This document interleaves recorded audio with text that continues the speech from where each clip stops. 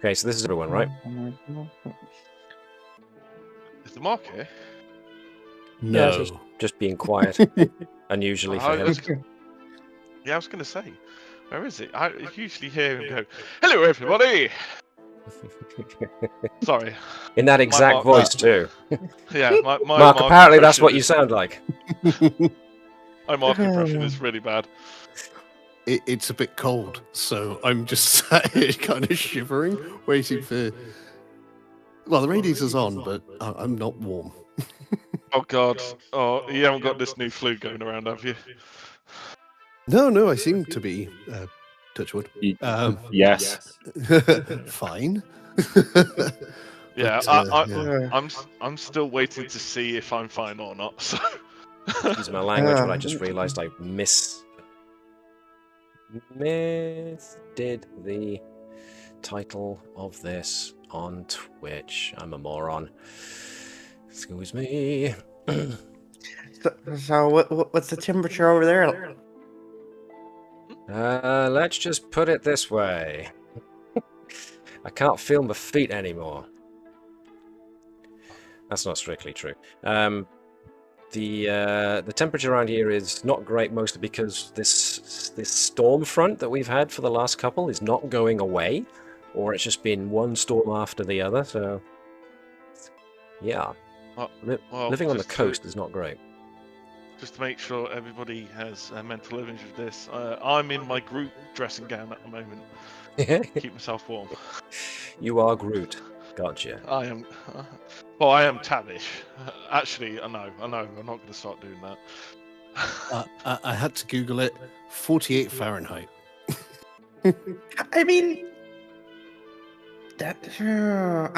I'm very good at correcting myself, but yeah, it's not awesome. I'm not that much higher.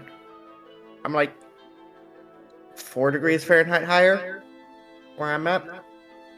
It's the wind chill that does it. We've had high winds for a long time, so it's finding ways to get through the walls, I'm sure. There we are. I'm good. I have one of my 2 ship's cats to my left here, keeping himself very toasty. And I've got the fan heater down there, so I'm good. I just saw what the title of this was. Yeah, my fault.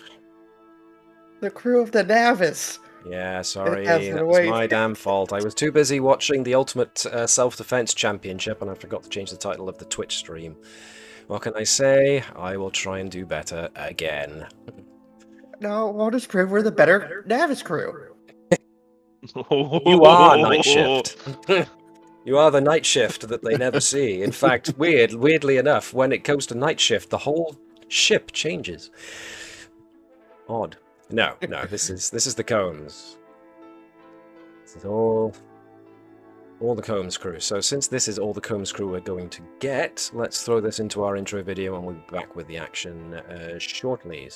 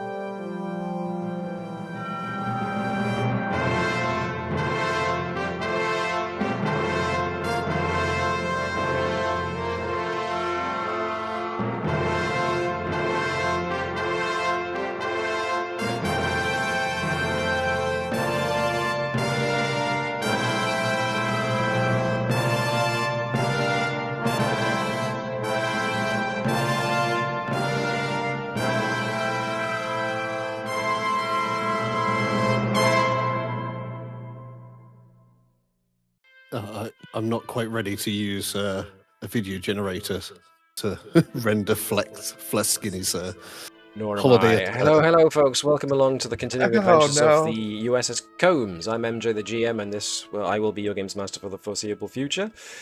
Even though I've already managed to naff up the Twitch title screen, let's hope I don't naff up the rest of the video going forwards. So, rather than linger on my sad face, let's go to the crew. because they're the ones you want to hear. Hello. Yo. Right, so Chaos Drinking swirls through. we are still down a Connie, so our science officer will be played by the rest of the group for the time being. But yes, last time we were here, the crew had gone to the Trasa Epsilon system in order to respond to a distress signal sent from a Vulcan Science outpost. And when they got to the Trasa Epsilon system, they found that the planet upon which the Vulcan Science team had established their base was complete darkness. Complete darkness. And yes, other people are now pointing out the fact that the title is wrong. Thank you, chat. Yes, so where was I? Trasa Epsilon covered in impenetrable darkness that not even a good light source can get through. Apparently something to do with the silicon oxide molecules in the atmosphere are absorbing most, if not all, light. But when we got to the surface, we found that someone or something had attacked, maybe, or forced open a lot of the power systems of the outpost, draining it of power, and you found a pair of Vulcan bodies who were wrapped in their EV suits, but those EV suits had been attacked as well. Their power packs ripped open and their visors smashed, which means that both the Vulcans died of essentially what's the word? Suffocation in the inhospitable environment. So, last we left it down in the Vulcan Science outpost, where I shall take us all now. You guys had just re-established power to the base by siphoning some juice from the shuttle you rode down on. And you had also used the scientific equipment in the outpost in order to try and overcome the interference you were getting from not only the interference from whatever weird quantum state the silicon particles molecules were going through, but also the weird electromagnetic wibble wobble, let's use the scientific term, going on in the magnetosphere of the planet. You had managed to finally get the sensors and communications working to a degree in order to penetrate through that interference, and as such, according to the logs that you found once you'd activated power back to the science outposts systems overall, the Vulcans had tracked a load of asteroids, meteorites, whatever you want to call them, that had impacted the planet. And not long after they impacted the planet, things started going weird and dark. And apparently one of the biggest craters was about 100 kilometers away from your current position, the closest one, which apparently the Vulcans had sent the majority of their team to investigate.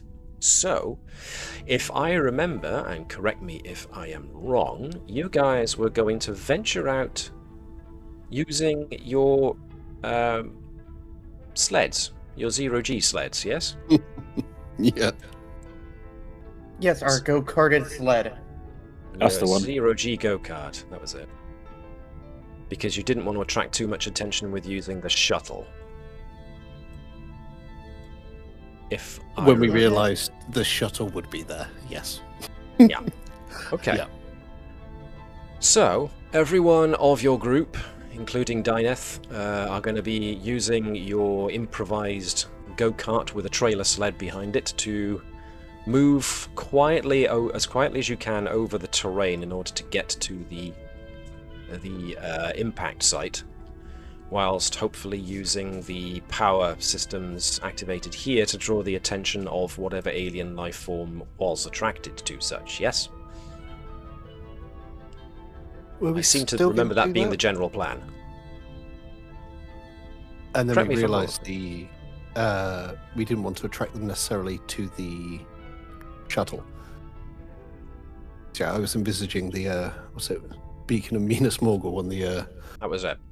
Witch King emerges, which I'm still for. And I we was just also for that, assuming it was a big Christmas tree. kinda- You know. and we But, just but, kinda but hope with that the shuttle there, we couldn't do it. You didn't want to sacrifice your only potential means of getting off of the planet, so you decided to power down the shuttle and leave the science outpost, the one that was shining bright with power, yes? Yes. Cool. So, yeah, I think we turned everything off as well in the science outpost because we were like, well, if the science outpost gets hit, then so does the shuttle. So. Okay then. What I'm going to do is... We go did on. make flashbangs. You did make yeah. flashbangs, yes, you did. Well, not yes, flashbangs, you but did. like, well, Tavish gave, what was it? The pulse grenades. That was it. distractions. To Trasa and Dynef. Okay, we don't have a full complement here. Why not? There we go. Okay, so ignoring Shutty the shuttle for a moment. Have you got everything you want to take with you on this ride? Let me. Yeah. Play the correct ambience. Okay, groovy. So, the next question becomes, who's driving this car crate? Because you've got one to be the one that's actually propelling, and the other one is just attached to the back, if I remember it, so it's like a trailer. I could see Gurko or Tavish doing that. Tavish hasn't got anything in con, so I don't think Yeah. that's a good idea. Hopkins, surely. The captain. The captain But- of a new vessel. Okay, dare I ask what's the name of this new transport? I don't think Tavish came up with a name for it. No, I don't think he did. Cool Road Runnings. Warrior. Oh, Cool Runnings. That's it. There you go, Cool Runnings. Oh dear lord, I was about to call it the Tavish Monster. Cool Runnings. Okay. Hey Gurko, Nice. you dead? Not yet, man. Sorry. Best accents ever. And the most infectious, I think. Okay. Okay, so we're going to change this to be your ride on the thing. So, if the captain is actually driving, then we need to shift everybody back a bit. I just see the If- darkness. It's just complete darkness. Yeah, well, no, I can see the characters. Yes, that's the intent. Right, so you got the captain in the front, you got Flask, you got Gurkha, you got Sut, and you got Dyneth and Tavish at the back, and you got maybe the trailer back here. Alright. So, jumping onto your... pardon me, I was going to say onto your cart. Let me give it its proper name. Jumping onto Cool Runnings. Let's actually make our way along the surface. Good job I've got holographic imager so I can record all the blackness. Yeah. And here we have darkness. And even more darkness. Now, Captain, how quickly are we propelling this Cool Runnings cart?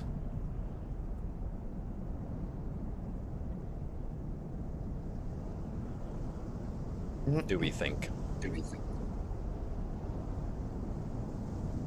What's everyone thinking? Let's get in and out quickly. Get in and out quickly. Okay, so that seems a vote for speed. Everybody else's thoughts? If the Chris, Dave? image that was posted is any indication, I think we're all going for speed. Okay. Dave? Sot will go for speed, but do we have seatbelts on this thing? Well, I didn't want to mention nothing, but I hasten to point out at this point that that was an oversight. It's a bobsled. You don't have seatbelts. You just huddle. Oh god, it's going to be bad. So what? Hey. Flesk and Gurkow and Sot are hung on to the captain, with Dyneth and Tavish hung on to Sot and Flesk. So, If we go fast enough, the force will keep us in our seats. Look, we're gonna be fine. Look at this GIF. see, Nothing can go wrong. Oof. Bobsled injuries. Yikes. Okay. Oh, So, we are propelling this at speed. Right you are. Okay, so the first thing I want to have happen is I would like a daring and con test from the captain, please.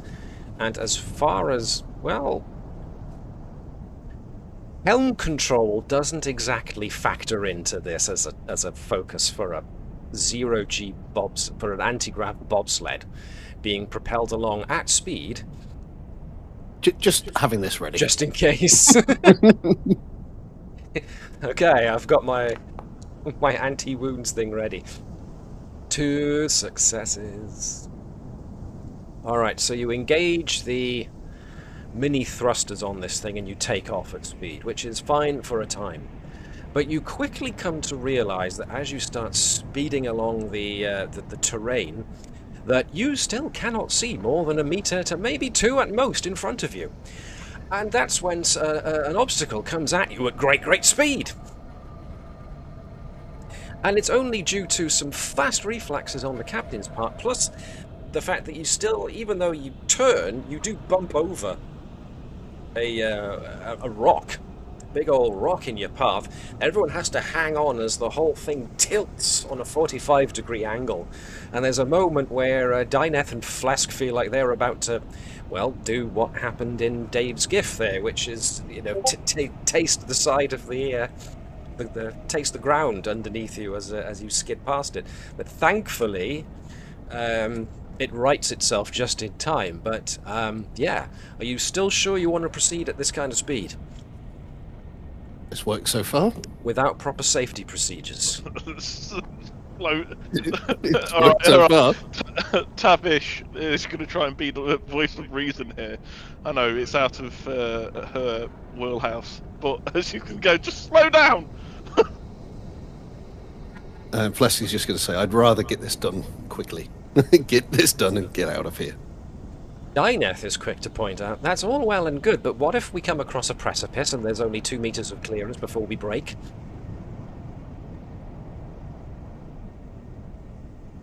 I believe in Klingon reflexes. Captain managed to dodge with only a meter's notice. I did not put sonar on this thing. There we go. We should have put solder on this as well. Yes. With Flesk and Sot sort of at the front, can we use our the torches on our EV suits as headlamps to help the Torches captain on your see a bit? EV suits are already, all of you, I assumed, at full projection. dang. But that's the problem. The atmosphere is devouring light, so you only have a meter, maybe between meter and 2 meters of vision. And sometimes at the speed you're going, that might not be enough to course correct when you come across an obstacle at speed. Therefore, the sonar idea, Dyneth is very much for. It would be a real good idea to get an idea of the terrain. Have we got anything here? Well, you've got tricorders, All right, and you've got EV suits.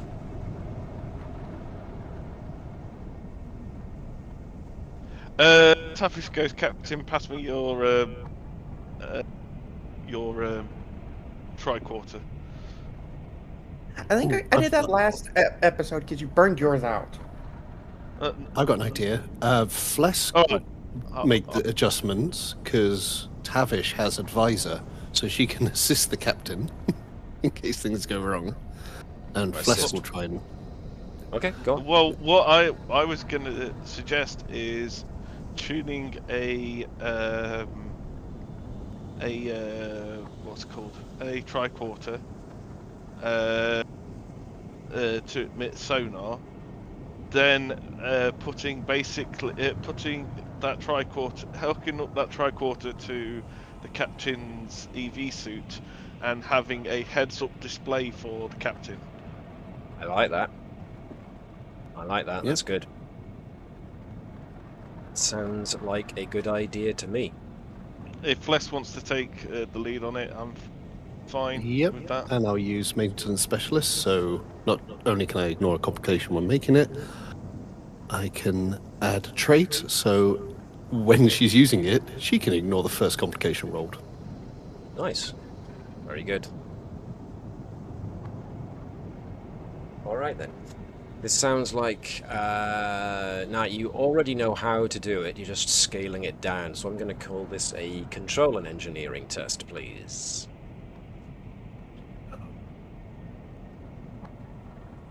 I'll use a star-cross. Do you want me to help? No, I should be okay with the double focus. Yeah, exactly. That's the kind of thing we're thinking of, Liz. And desperation breeds inspiration. I will make a note somewhere. Oh, you are utilizing a determination, yes? Oh, sorry. I'm just using a focus in...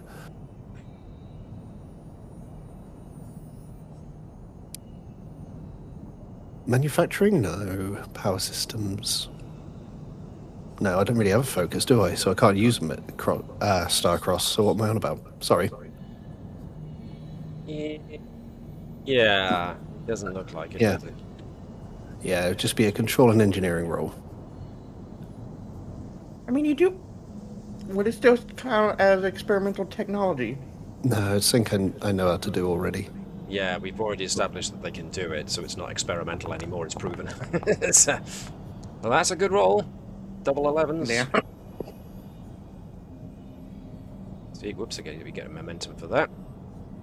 So the captain has her tricorder taken away, some jiggery-pokery is done to it, and it is wired into the captain's EV suit, so the heads-up display does now display a wireframe of what the sonar ping is giving you as an impression of what is around in the general area. So that is now giving you a better idea of where the tilts, drops, and bumps are in the ground ahead of you. So it's a lot safer now to head at speed. You also have the coordinates of the larger impact crater, so that's where you're heading in the general direction of. Otherwise, it would have been very easy to get lost. And whilst you're using this tinkered bit of kit, thanks to maintenance specialist, you can ignore the first complication rolled. So keep going at speed. Then. Okay. All right. Now, the distance is still fairly significant, so it does take a while to get there. It's about halfway between the science outpost and your destination, where your sonar attachment suddenly picks up an airborne ping. It's gone just as quick, but then it comes back. Now, if I can just zoom out a moment. The airborne ping was like over off in this direction, then came away. But now it's come back somewhere over here and is hovering at the edge of your sonar emission. Now it's coming back this way. Tavish, One of- get the flashbang ready. I haven't got any. You have. Dinah, throw it. Lob it, Dyneth, lob it. Okay. Oh, actually, no. I do have one. I mean, No, Dyneth, you throw it. The one with security. Dyneth, okay. Dyneth agrees, uncouples the improvised flashbang, arms it, just looks over her shoulder whilst holding on to Flesk in front.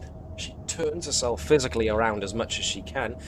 EV suit doesn't make it easy, so she has to kind of lean into her own helmet to see past herself, and is just like, where am I throwing this? And the pings are going on behind you and are coming steadily closer. behind us. So she's like, just behind us. Okay, right, fine. Hurl. Chris, can I get you to be Dyneth and give me a, control and security, please? Control, security, With any... weapon system operation as a focus. Okay.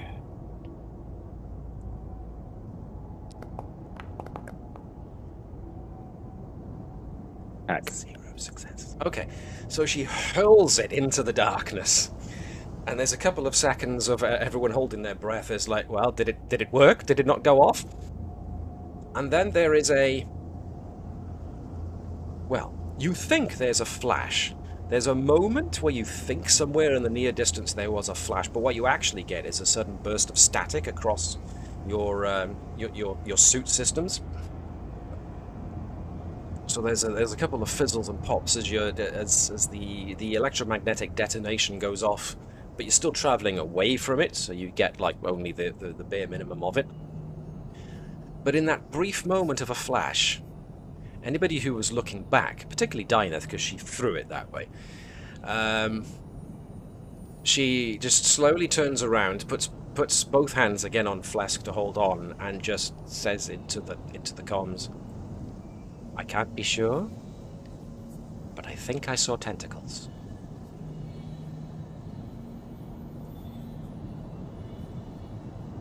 Pings back. It's hovering at the edge. It's hovering at the edge of sonar, and it's not coming any closer now.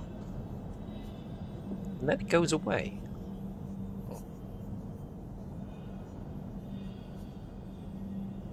Now, who still has a working tricorder here? Let's go with Gurkow. Gurkow's not actually engaged with anything at the moment, and she hasn't blown up her tricorder. Gurkow's tricorder suddenly starts making alarming beeps, so she patches it into her EV suit and starts typing on the forearm panel that she has on her left arm, and brings up the tricorder display results in her heads-up display.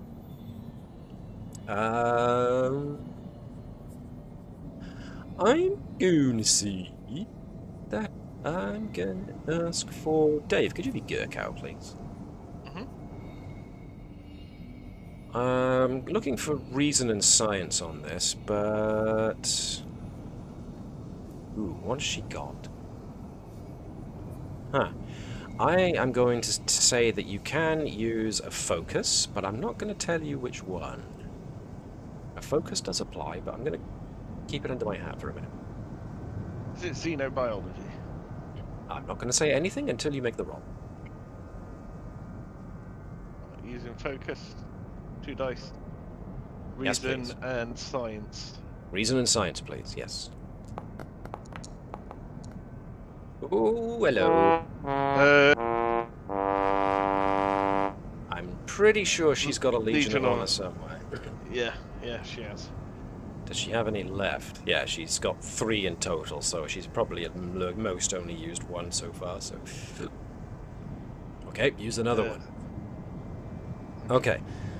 She gets a couple of blips and starts to scan behind you, as Gurkow reports that she's suddenly noticing an increase in electromagnetic activity, which isn't unusual considered you just let off an EM flashbang.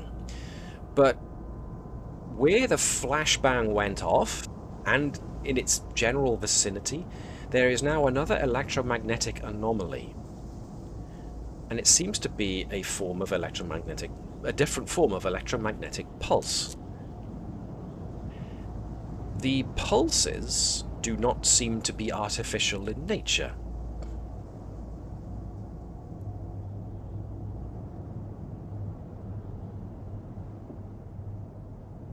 So something living might very well be causing this extra electromagnetic anomaly in the vicinity of where the flashbang went off. Nevertheless, your sonar is no longer detecting anything hovering at an airborne height in your near vicinity. Whatever you did at least seemed to distract it. And so, the Cool Runnings maintains its speed and heading. Before long, you start to come upon the area in which you were destined. So let me just put everybody in their correct arrangement. As you make your way to the impact crater. Now, you didn't actually come here using a shuttle, so I'll take that shuttle icon away. So I'll put you guys roughly by there. And let me change the ambience. So, you arrive at the impact crater. Now, the crater itself, you read, is somewhere over in this direction at that kind of distance, so letting the Cool Runnings either stop by here so it's a safe distance away, or bringing it closer is entirely up to you.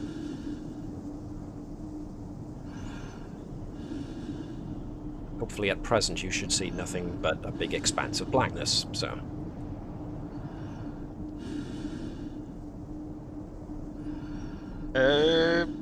Yeah, lots of fog of war. Good. Oh, okay. So Sot is out. That was my about. bad. Are we bringing the Cool Runnings closer? Now, one thing Yeah, I'd like to have it nearby. one thing you do notice, all of you, is that as you were getting closer to the impact crater, your light's ability to penetrate the darkness has slowly been getting less and less. So the just about visibility has gone from the between 1 and 2 meters mark straight down to 1. Yeah, let's not take it. I don't want to know. Alright. Let's leave it here and head down to the crater. As Hopkins still sees the the sonar beams.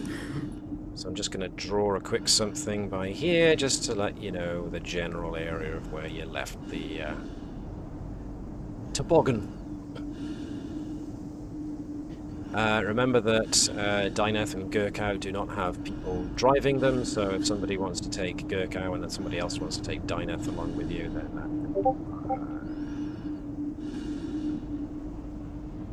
like order readings indicate that there is, and indeed Captain Hopkins' heads-up display indicates that the ground does drop away around about by here, suggesting that's where the impact crater is. And sure enough, Sot gets there first. Come to the lip of the crater.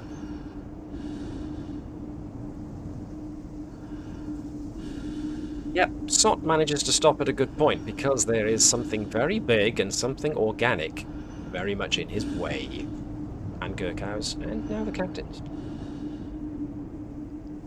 So, let me give you a brief description of what you've got going on here. So the crater appears to be about 1 kilometer in diameter, but there's something in it. and Sot and Gurkow, and to an extent Captain Trasa are the first ones to come across it. Tavish seems to drop down into the impact crater and has come across what looks like another member of the Vulcan Science team. Their visor cracked open just like the others. And it looks like they're not the only ones down there. Sot and Gurkow, yep, they find more. Is it worth Sock giving them a scan, or are they just dead, Jim? Well, they certainly look to have suffered the same trauma as the Vulcans you found back at the Science Outpost, insofar as that the EVA power packs have been ripped open, their visors smashed, and they have been subjected to the atmosphere and have therefore suffocated on it. Captain Hopkins, and anybody who's up next to the green tentacular mass, notices that, yes, there definitely appears to be some large organic mass here in the middle of the crater. As you get closer to it, I don't know if you can see it properly here, Liz, but part of the alien life, or the organic mass's mass it seems to actually be boiling away. Black smoke-like particles seem to be lifting away from the organic mass.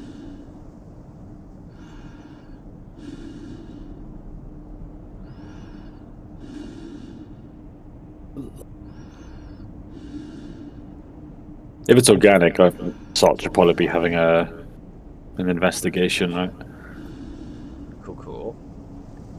So, what are we looking for?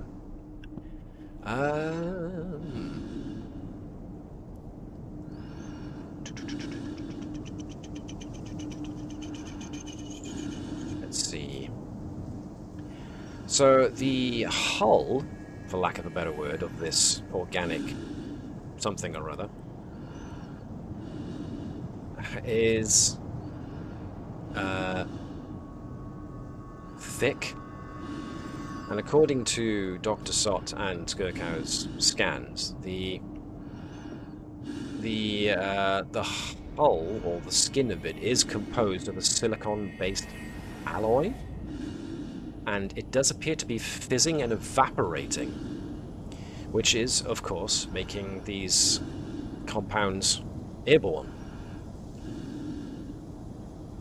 And as you watch some of these compounds fizz and shoot up into the air as it seemingly evaporates, it forms more blackness. So we found the source of the emission. Whatever's this is, it's dissolving and causing the problem. Now, Dr. Sot and Gurkow are very, very close to the thing itself. Are they actually making physical contact with it? No. Okay, cool. Which is just as well, because as close as Dr. Sot is, as he starts getting closer, your EVA suit's temperature warnings start giving off, is that this thing is very hot.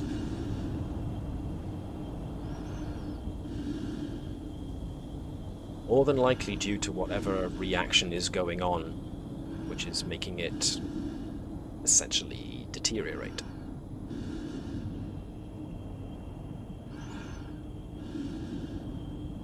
Now, so far along the places that the captain and the doctor, along with Gurkow, have been going, you haven't found anything that seems to be an entrance of any kind yet.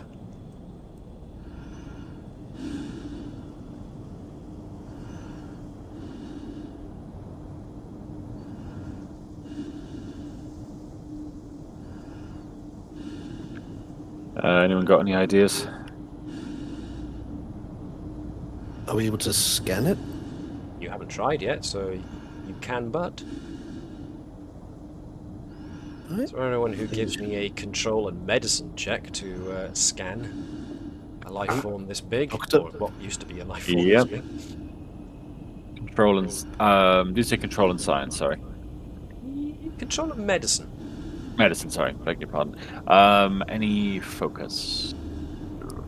Not really. Or Right? the good doctor? Not really. Nope, no worries. Oh, that was a really good roll. 3 successes. All right. This thing definitely reads like a life form. Or at least it was a life form. The vessel contained organs, similar to some large alien entities encountered at this scale, but, as has been noted, based on silicates.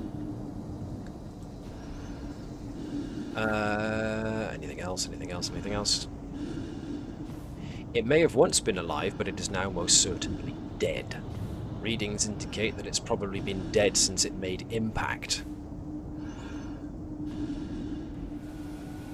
Now, if anybody wants to try and scan this thing from the perspective of it being some kind of organic technology, they can give that a go if they want to. Sure. What would be... You know what the weird thing I'm going to allow you to use here is starship design? Am I using engineering and insight? I was going to say... I'll let you choose. Reason and science or reason and con would be my choices. Reason and science. Anyone else who wants to get involved and help can feel free to. Using focus. I can assist on reason and science. Sure. Cool. Ooh, very good. Ooh, hello. And another good one. 4 in all. Nice, nice. Full momentum pool. Alright, so... The craft, if that's what you can call it, does not appear to use a warp drive, but obviously has been able to propel itself somehow. Your best guess would be some kind of sublight speed, perhaps, achieved through some quantum state, alteration of its own quantum state. But it is not a warp-capable vessel. So anything that has to travel on this, whatever it is, would be doing so at sublight speeds, and therefore taking a very long time to get from any one place to another. But you do both sets of scans, so we're talking both Flesks and Dr. Sods. You both do manage to make out that this thing does have chambers inside of it. One such chamber, if I can remember where it goes, should be over here. One entrance chamber to the interior.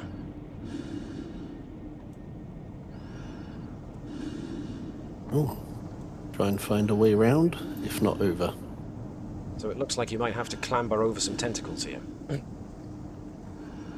See if I find a smaller bit.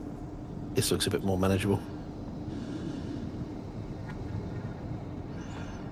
Ooh. It's dead, Jim. But is it? Captain, you're all the way at the other side. The rest of the crew are investigating the ship. Whether or not you want to persist in being alone all the way over there is entirely up to you.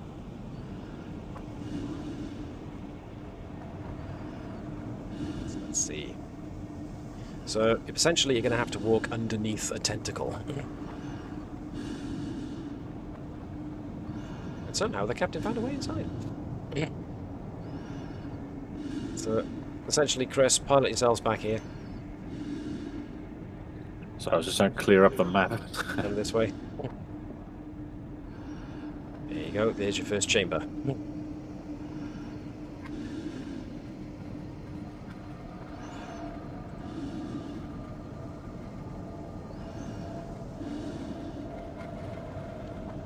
So one of the first things that you notice inside of this chamber is that there are other smaller chambers like berths or larvae pods that are cracked open and empty, lining the walls. Looks like we may have found where the rest of them came from. Needless to say, the ground beneath your boots is very squidgy and pliant.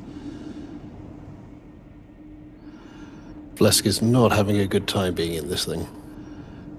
Yes, you are What are you literally in a complaining gullet of a creature at this point. What are you complaining about, Flesk? You're in your EV suit.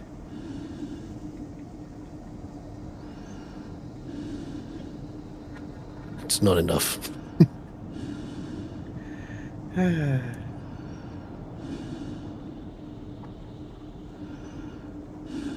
Well, I guess if Admiral Sobek can never get you over your germaphobe, neither can I.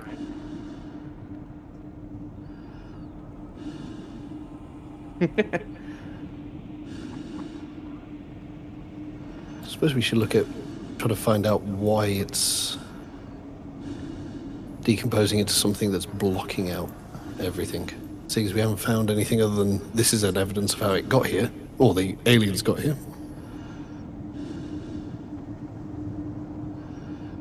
Well, there does seem to be a direct correlation between the erosion of the ship, this organic ship, and the atmospheric change. Massive catalyzed chemical reaction is forming the thick silicate gas from this huge creature, which then steals the oxygen from the atmosphere to produce these silicon oxygen molecules, which somehow have had their quantum state monkeyed with so that they absorb all visible light. The whole of this ship, this organic ship, is showing signs of this reaction. So, anyone with reasonably good smarts should be able to calculate that the rate of decay should be about 2 standard weeks before all of this bioship's matter is expressed into the atmosphere.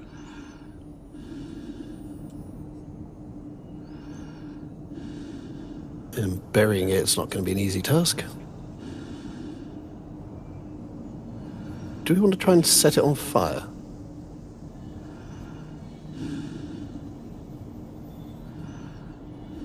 Destroy it before it does any more damage. If that'll work. Alrighty, here's my next question then. How? How did I know that was gonna be? It would take Logical a sense. take a long time using phasers to try and burn it away. So that's not going to really work.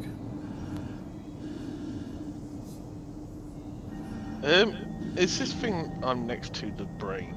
Like Yes, the you ship, are. basically the ship's computer, navigation system.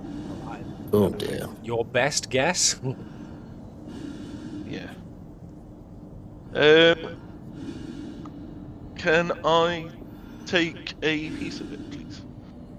Well, the thing's completely inert, so it's technically dead. So if you want to take a biological sample, then yes, you can. Yeah, it's just I know Connie would do that. So, Oh yeah, she's got her botany knife, so she's ready to take samples whenever. yeah, I feel like Cal would be taking some samples then. Not Tavish, but Cal. Okay, fine. Yep, makes sense. It looks pretty much like you expect it to be. It's some form of organic, essentially central computer. Seems to send messages to the rest of the ship in the same manner that any nervous system does to any humanoid. So you find everything you expect to find. It is dead, yeah. It's just what's in your head, but writ large. Alright. I did have a crazy idea, but it's dead. Oh, we love crazy ideas on this show. Oh, I can imagine what it's going to be. Well, how long's this thing been dead for? At least a week. Okay, yeah, we did. Yeah, my crazy idea was to, maybe put some electrical charge into this Reanimate it. thing. Yes. But if it's been dead for a week, I don't think there's any. We did our Halloween episode last month, mate. It's alright. Yeah. Um, This is getting into Frankenstein type territory here, so yep. can we? What was that, Liz? Why not make a haunted Christmas episode of reanimating this thing? Can we take scans of this thing as well from the inside? Well, that's what I assumed you were doing, but yep. Doesn't shed any much more light on the system, but seeing as you are putting your heads together in its regard, I will allow for Gurkow to go with a reason and science using her god focus. Who do you want to roll?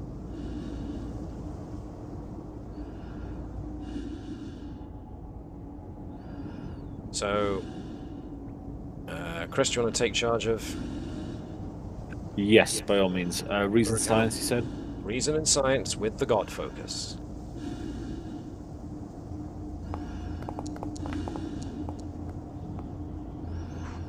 Cool. Well, that was awesome. Okay. So, Gurkow has a eureka moment. She's just looking around, putting all the pieces together, and she straightens, and it's whatever fashion Connie has always given as to how Gurkow has that sudden eureka moment. Gurkow reckons this is deliberate. The whole thing. Because there's pods, as has been noted, scattered around the back chambers of this ship, which are all empty, which makes sense because the Vulcans managed to get essentially attacked by some kind of life form, which suggests there's something else here. So it wasn't just this thing on its own, and all those pods are empty. This thing is changing the very atmosphere of this this planet with its decay. Gurkow reckons this is a deliberate attempt at terraforming. Is this a colonial, like a colony ship? That would be Gurkow's guess.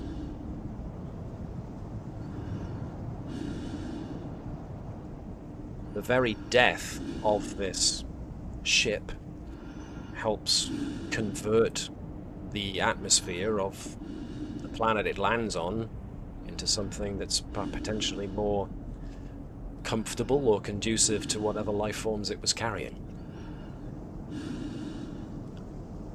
Would be Gurkow's best educated guess. So it's working as designed. Are we able to find a way to pinpoint this in relation to the rest of the planet?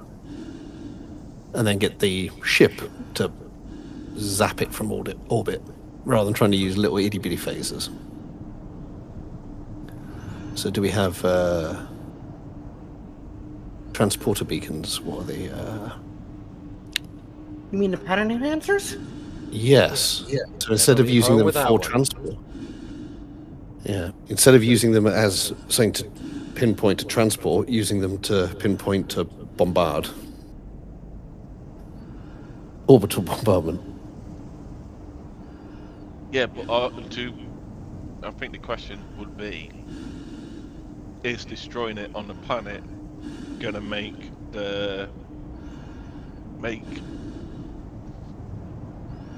it worse or better?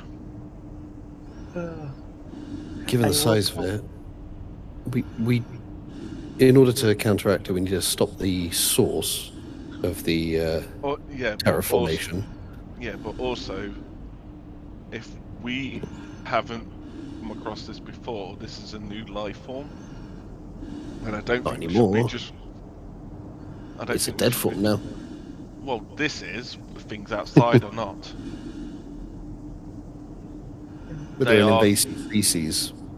They're not native to this planet, and they're clearly dangerous, if not outright hostile. Can we tractor this thing into space, or is it too big? Good question.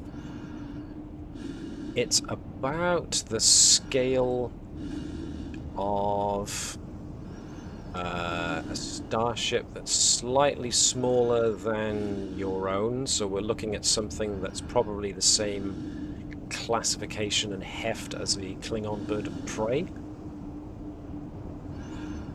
The Burrell class bird of prey. Probably not, unless we're cutting it up and then dragging it.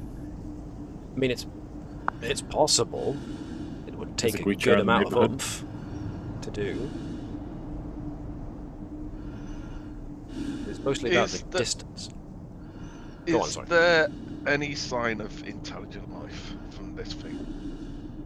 Is there any kind of not writing in the sense of there's like symbols or anything like that?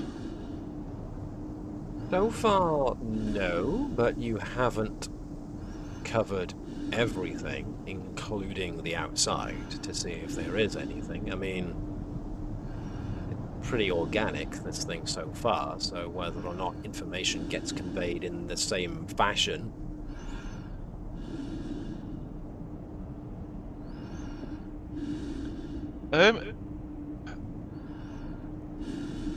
Can the Doctor or Gurkau actually figure out if this thing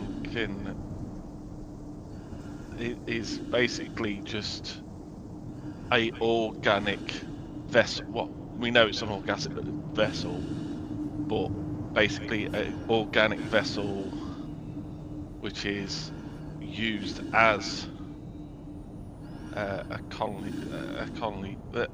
colonial ship, or if this thing actually has intelligence and is basically just, birthing whatever creatures onto the planet. Perfectly honest, I'm just looking for intelligent life, because if these creatures which have been, hurting the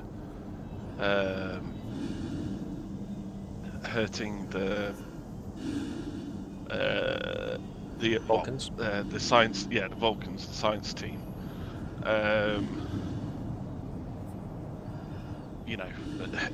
Is there a way to communicate with these things? Is what Tavish would rather try to communicate with these things first, and then, probably a bad idea, but still, our first thought should be actually, Communication. It's communication. Okay. Dr. Sott can feel free to give me a reason and medicine check to see if he can get any kind of clue as to how advanced this ship brain appears to be. Reason medicine. Yeah, we're talking about the brain. Can I do psychiatry? Or is that too much of a stretch? Yeah, psychiatry is about the way I'm looking at biologically if there's evidence of higher brain function, that kind of thing. Yeah. The captain's going out of the ship. Okay. Too late for bedside manner. Yeah. There we are. All right. The captain's just gonna start piling the bodies on the trailer. Okay. Whilst the rest of the crew are back in there, then, Dr. Sott gives the brain a cursory examination, maybe sends like a test pulse using a neural, what are they called? Those things they use to try and shock your brain back to life. Oh, I can't like remember the name. rods. Tools, portable items, medical devices, cortical stimulators. Oh yeah. Uses some standard cortical stimulators to send a pulse through the brain to try and see how well it conducts the energy, and concludes that this life form, while fairly advanced, seems to have only a few functions. A few basic functions besides obvious survival and propulsion through space. So it's essentially an organic ship, like a cosmozoan life form, but it doesn't appear to have that much advanced form of brain development. But there are a couple of curious... You do find a developed communication center to its brain, which suggests that it was used to receiving and sending communications of a sort.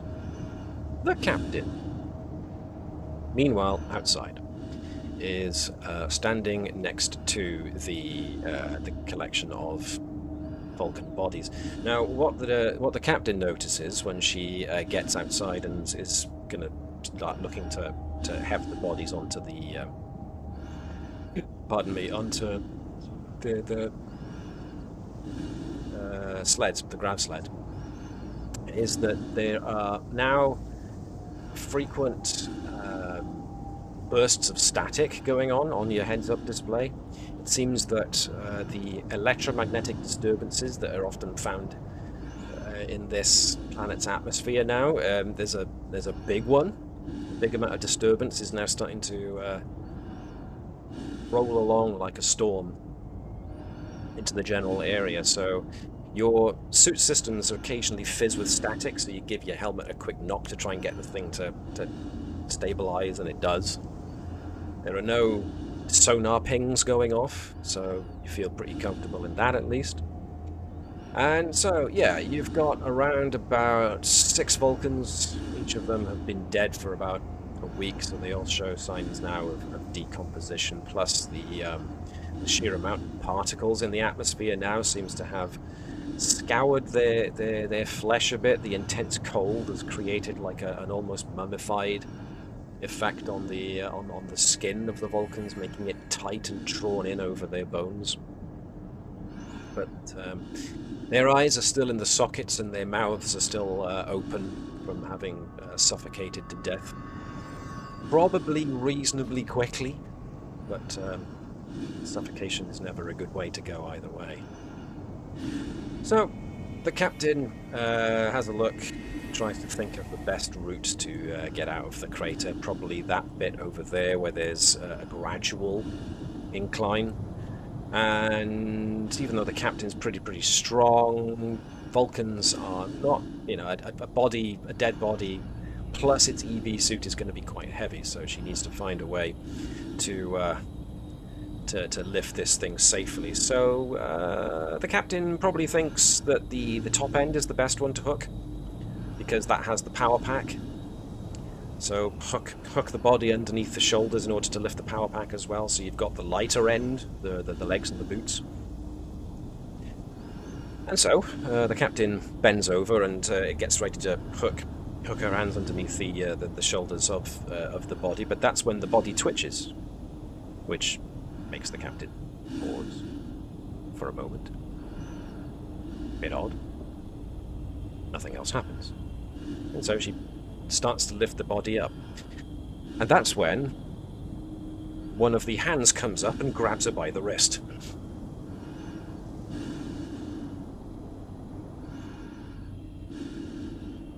And the body starts to move. And the other bodies start to move as they start to first crawl jerkily, and eventually they start to stumble to their feet.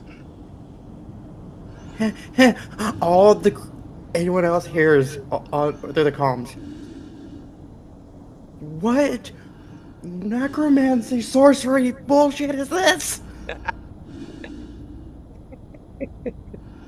So yes, over the close range comms for everybody else, you get a fizz of static because, like I said, there's an electromagnetic storm essentially rolling in, and yeah, the captain all of a sudden sends that message over comms. What kind of shit is this? And so, I'm throwing us into the initiative. Good luck, Hopkins. So, since these creatures are slow to get up, the captain does get a chance to act if you want to go first. Yeah, Tactical withdrawal.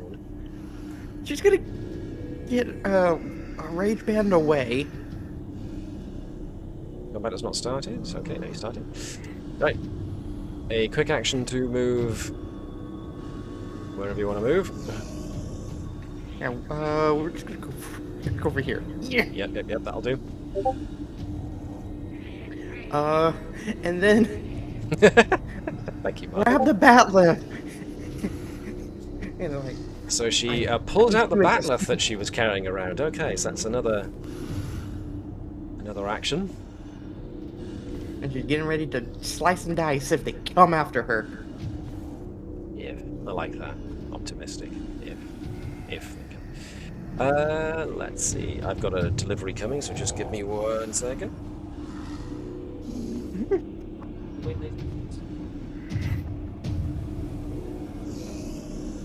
I should have just grabbed my disintegration pistol and just started shooting them.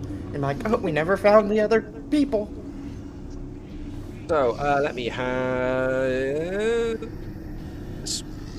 Where is he? That one there. So, the closest...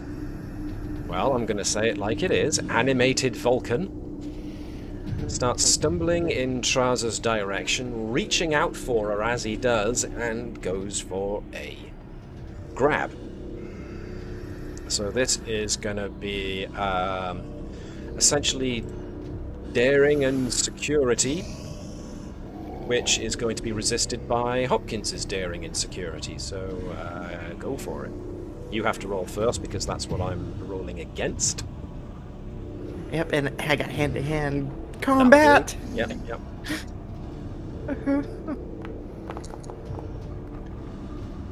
That's 2. Right, so that's what I'm up against. Alright. Let me see.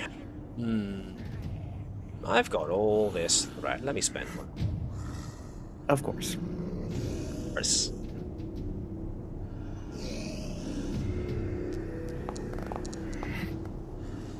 Not brilliant.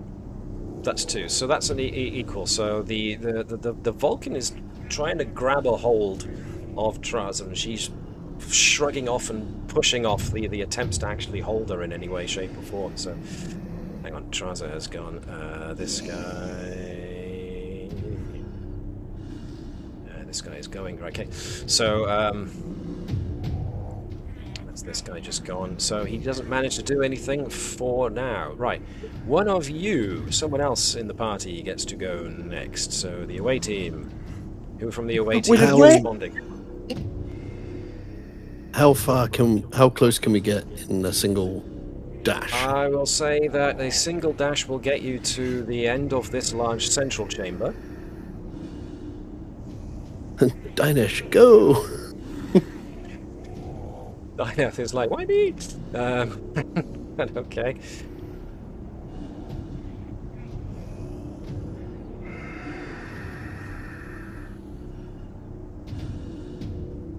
Doesn't mean I do that. Oh, okay. The initiative controls for this, they've redone them, and I'm not quite sure I figured them out. Right, so she takes essentially 2 turns to get to there, which means it's one of their turn next. So I'm gonna have the furthest one go next. He gets to about there, then he gets to about here. So there's another one, but he doesn't manage to get there without spending a second action. So you're okay for now. One of you, another one of you. Okay, next. Who's next? Dash. Me. Tavish. Da-da-da-da. Tavish makes a dash. I will be nice and say that if either Dyneth or Tavish wants to draw a weapon whilst they are moving, they can do so. I would like to draw my hyper spanner, please. Hyper Spanner, gotcha.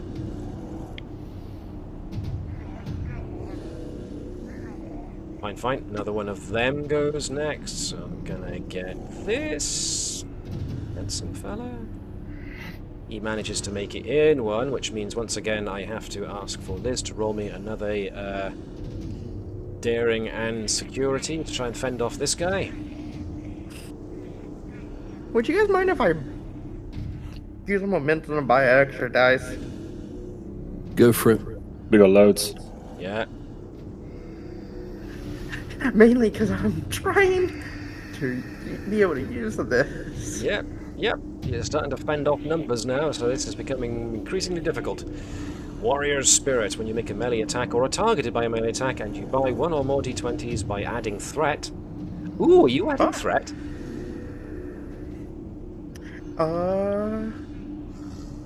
If I don't have to use a momentum, sure. You buy one or more d20s by adding to threat, so yeah, you can you don't use momentum, you use threat to buy an extra dice. Sure, because then I can re-roll the dice. I get an extra threat back. Wicked. Okay, cool. Like it. Thank you. 3 successes. Wicked. Do you want to re-roll any of those? Because that's, well, 1, 2, 3 dice. 1, 2, 3 successes. So Yeah, he no, is. I was just in case it was over, because I could have really used the reroll on the 18. Since you gave me that dice, I may as well use it. Ooh, that's not good. Okay, no, this one just stumbles and falls. You know, so you kick that one easily out of the way as he comes flailing. Maybe he trips over a tentacle or has to push past a tentacle to get to you. One of you goes next.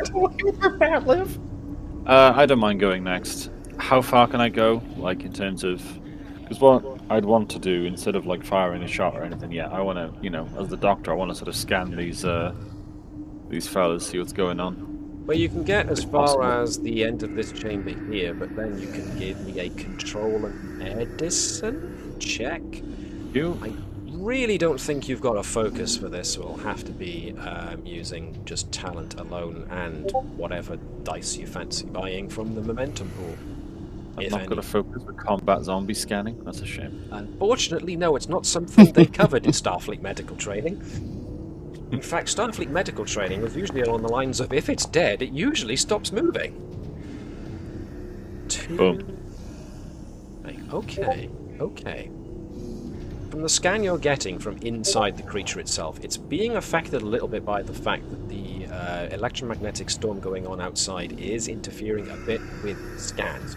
But the interesting thing that's happening, according to your scans, is that the intense electromagnetic activity outside in the atmosphere, you're detecting rather intense electromagnetic activity within the cerebra of these thought dead Vulcans.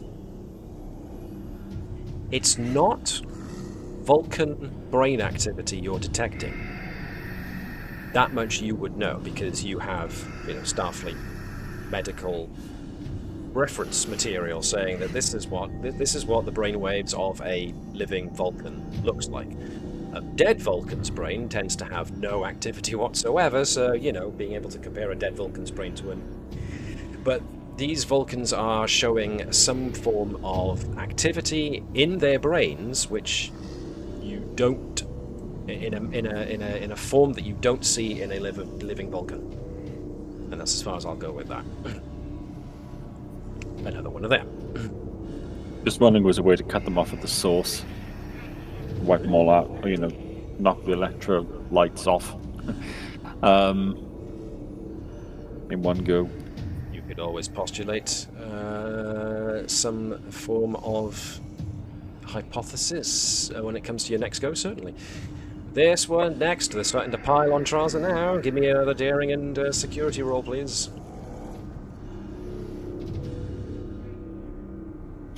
Oh. They are kind of getting in each other's way, but they all seem to be doing the same thing. They're reaching out, trying to grab hold of. They're not trying to swing fists. 3, my gods. Okay, let's go with daring and security. Yeah, I'll keep. I got threat to spare. I'll keep throwing some out here. I'm still not rolling great. That's 2, so no, you batter that one away. Very, very easy. Who have we got left? Blesk and Gurkow. Send up fisticuffs. Send Captain Fisticuffs, okay. You just hear the captain keep screaming, "Stay!" Was that stay or stay down? Stay back. Stay back, because it cut you off at the back, so all I heard was steak, and I'm thinking, is she asking for somebody to stake it through the heart, or is she actually feeling hungry? This is neither the time nor the place. Gurkow, not drawing any weapons, she's fit to go fisticuffs, so she manages to make it to the back larger chamber, which means another one of them goes next, which I'll make it this one.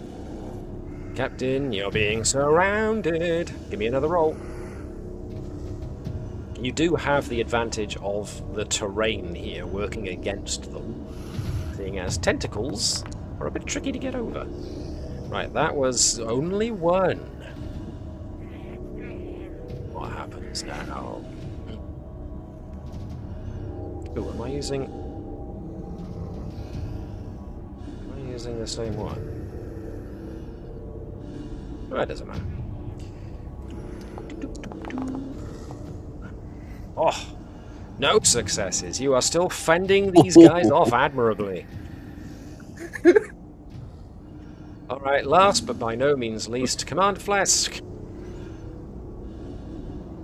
Sprints to the action. Are you drawing a weapon as you go? No, I'm going to get in range first. So going as far as I can.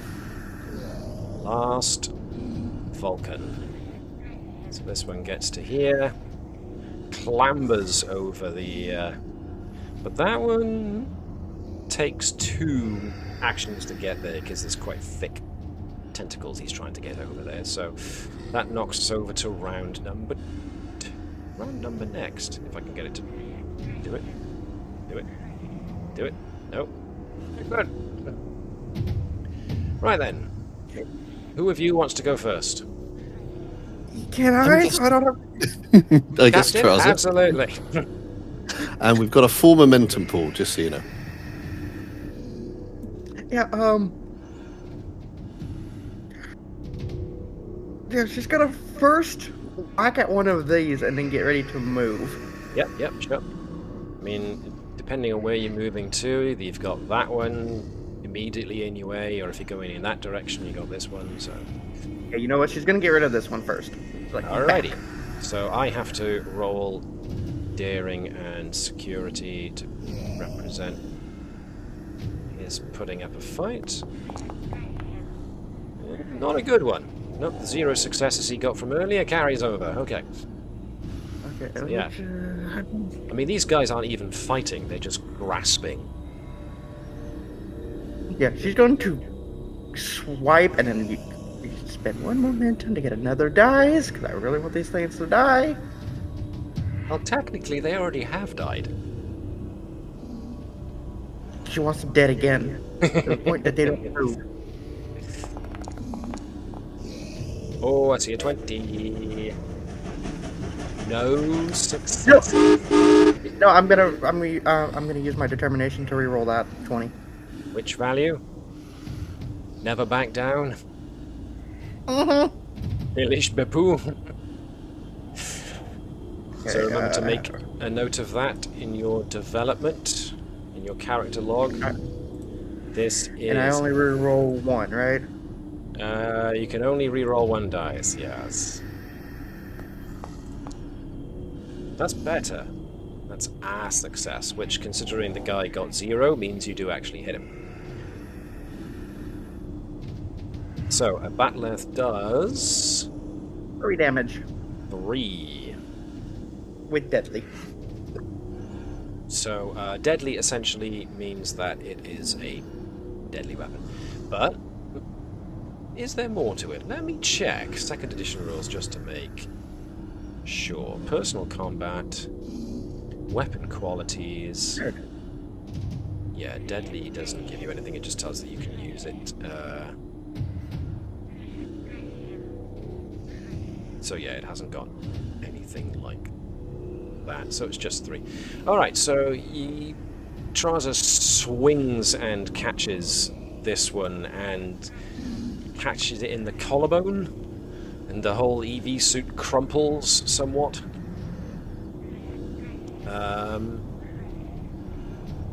They can't use that. So, yeah.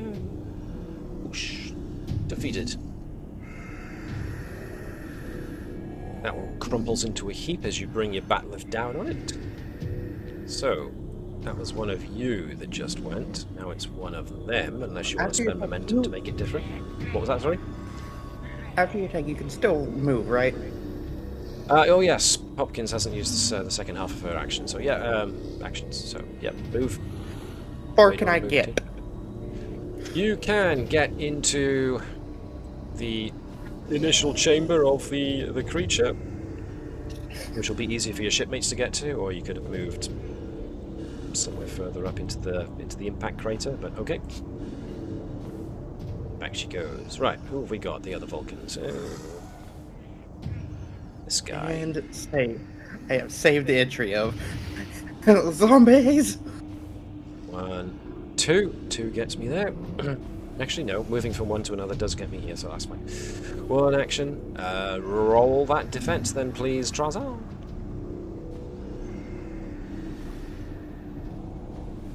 So, yes, the captain's cries now come from a lot closer than outside. Something about zombies? 2 successes, that's what he has to overcome. Let's keep spending threat. This is just too good an opportunity not to. Ooh, hello. I got 2, so it was a no-score draw. Almost got a hold, He really but wants to managed to knock it Hopkins away. down. Hopkins is doing, essentially a one-person last stand against, well, of your is next. I don't mind going next to sort of, postulate that hypothesis. Go for it, Doctor. Trasa's had enough. She's gone. Screw this, I'm out of here. How do? Right then, let me see. You are at a reasonable distance, but if you wanted to get closer, you can get into this other chamber for 1 action easily, and then you can use your... So your minor action, you can get closer, so you can actually see what's going on. Your major action will then be to give it a good old scan, or do you want to stay back here in this other chamber? I'll try and get in. I'll get closer. Trasa's there as well. Okay, so you can get to here, and then you see what you see. And so, alright then. Reason and medicine. Ooh, now, sadly, none of your foci really apply here. So, but, of course, there is momentum in the pool if you want to grab extra. I'll go for 1 momentum if no one has an issue with that. So, Don't know if any of your talents will help out in any way, shape, or form. So maybe have a quick look over them to see if they can add anything to this.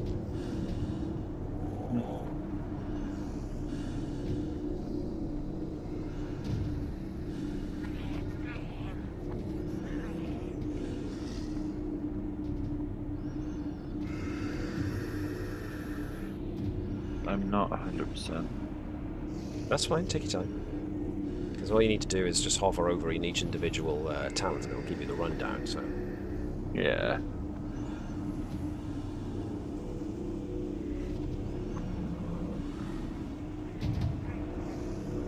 What's the difficulty on this task going to be?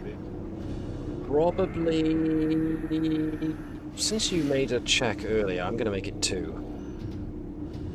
Okay. In that case, I'll use the extra dice and hope that does the trick. Okay. Alright.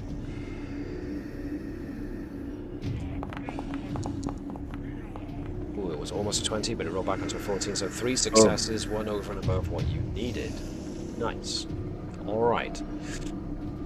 Yes, so, now that you've got one close by, you can see that there is definitely activity going on within this dead Vulcan's brain, which is then triggering nerve impulses, which essentially is making the corpse move. But the nature of the activity suggests that something is consciously puppeteering this animated corpse. It's rather ingenious, actually. A sophisticated use of projected electromagnetic and energy is being projected from somewhere and is being used at a very, very sophisticated level to simulate nerve impulses to dead and rotting tissue, and is marionetting these corpses. Too much of this activity is too deliberate to be not being done consciously by something or someone.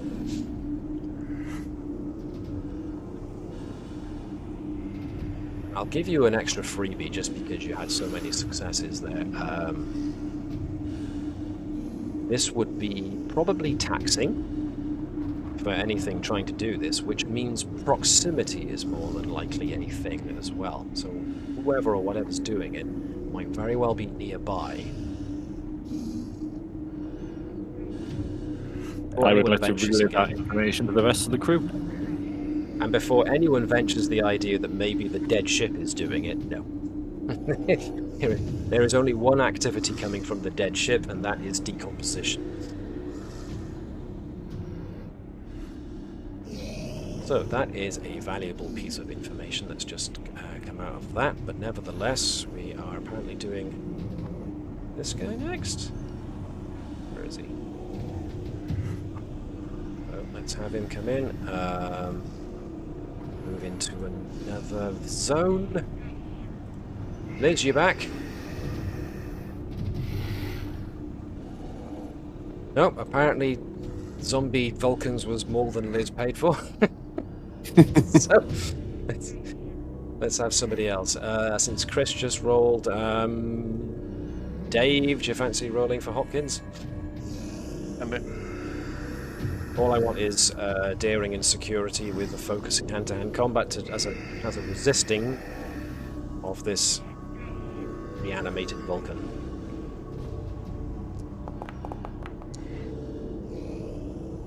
Two successes. Wow. Okay. I am going to use another threat, just because it's fun.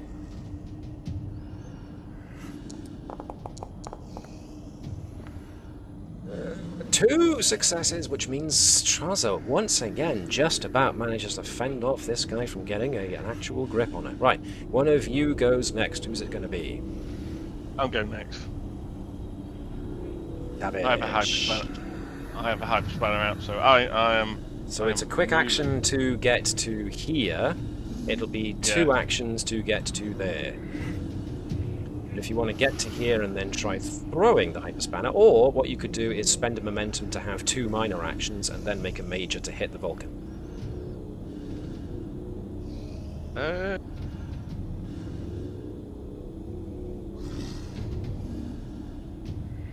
What's it to be? I don't know. What's the problem? It was what with what we learned is that something is controlling. Are these actually attacking Trasa? They are reaching out and trying to grasp hold of her so far. That's what you see. She's fending them off, stopping them from grabbing her. They appear to be intent on it. Tavish is putting she's putting the hyper spanner not down, but she's putting it to her side. If any of these decide to grab her, Tavish is going to let them. Gonna let them. Okay. Noted. Noted. I come back to if they try to grab Hopkins, I'm gonna let them. No, not Tavish. Hopkins. Tavish. So Okay. Dr. Sotman's already Say gone. what? Okay. No, I defended for you, by the way.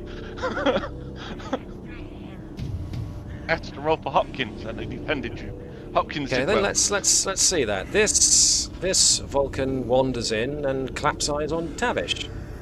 And he actually rolls forward and just comes grasping at her, grasps her shoulders, and then starts pawing at her faceplate as if trying to get through it. You are offering no resistance to this, yes? No resistance. No. Hyper spanner is ready though. As he's pawing at the faceplate, he tries to get his fingers in to prise it off and then starts beating at it with his fists, which means a spider web of cracks comes across the visor.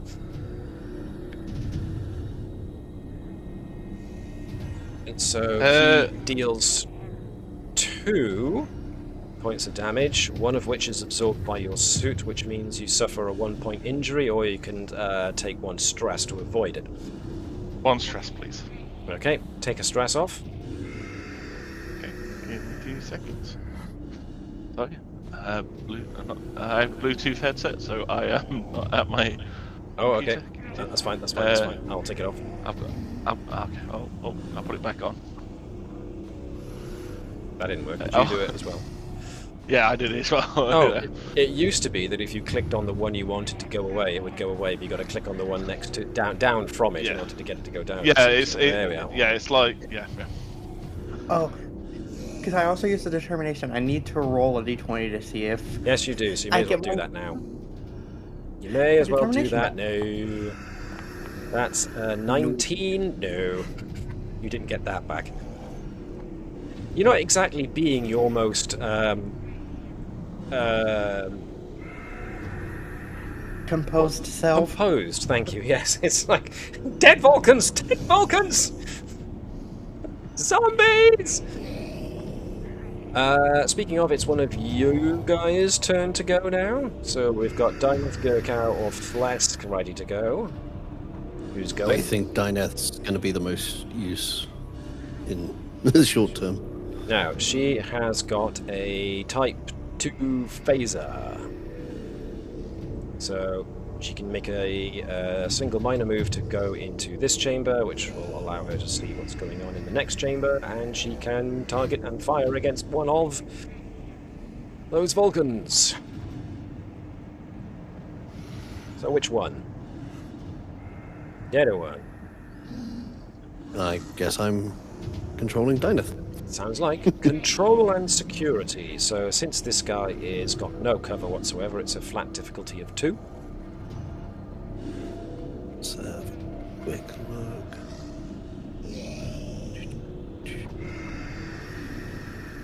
Nope. Just a regular roll. Gets 1 success. So that is a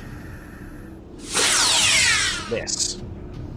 Hits the impacts the wall. The Vulcan didn't seem to notice at all.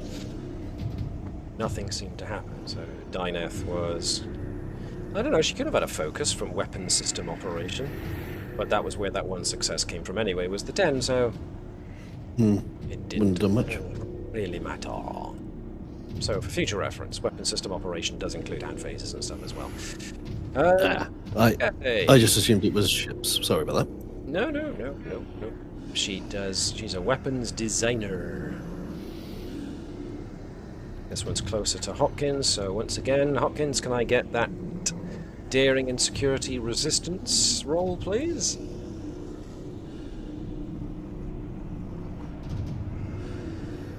Liz, if you could, since you're back. Oh, great, more defending. Yep, more defending. This guy is trying to grab you as well. At least you've got help. 2 successes, right, okay. Is... I've only got 5 left. Let me use 1 more and see how I do. 4, 3, and a 9, which is 3 successes, which means this guy does manage to grab hold of Trasa. And in a similar fashion to what happened with Tavish, he's clawing. He's now got a hold of Hopkins. He's trying to claw at the faceplate of the EV suit. He's trying to dig his fingers into the where it joins the helmet. He's trying to dig him in. Seems like he's trying to prise your EV suit off. As has been noted, that's a grade 2 injury. You've got an environment suit which takes away 1, so unless you've got something else. What was that, sorry? I do have this as a Klingon. Gain 1 protection which stacks with any armor, so Bracklaw, so that means you nullify that completely. So yeah, he hasn't done any kind of physical injury to you at the moment, but it looks like he's trying to pull your faceplate off of your EV suit. You're the next one to re-die. So, Gurkow or Flask next? I mean, Gurkow would need to spend 2 minor actions to get into Fisticuff's range, so that might require an expenditure of a momentum. I think that's the best. Flask is not going to be too much use yet. So we'll go Gurkow next. So, Chris, if you could be Gurkow for us. Yeah. So she is going to have to spend a momentum to cross the 2 chambers. That means she can get in range of anybody she wants to attack. And, there you go. Did I take one earlier, by the way, when I did my 3-die roll? Did I remove a momentum? I can't remember. Yeah, you did remove it, but because you rolled so high, you gained it back. Nice. Okay, cool. So, I presume she wants to go after this middle fellow by here, so that's going to be a daring and security, but I have to roll first because it's who's resisting.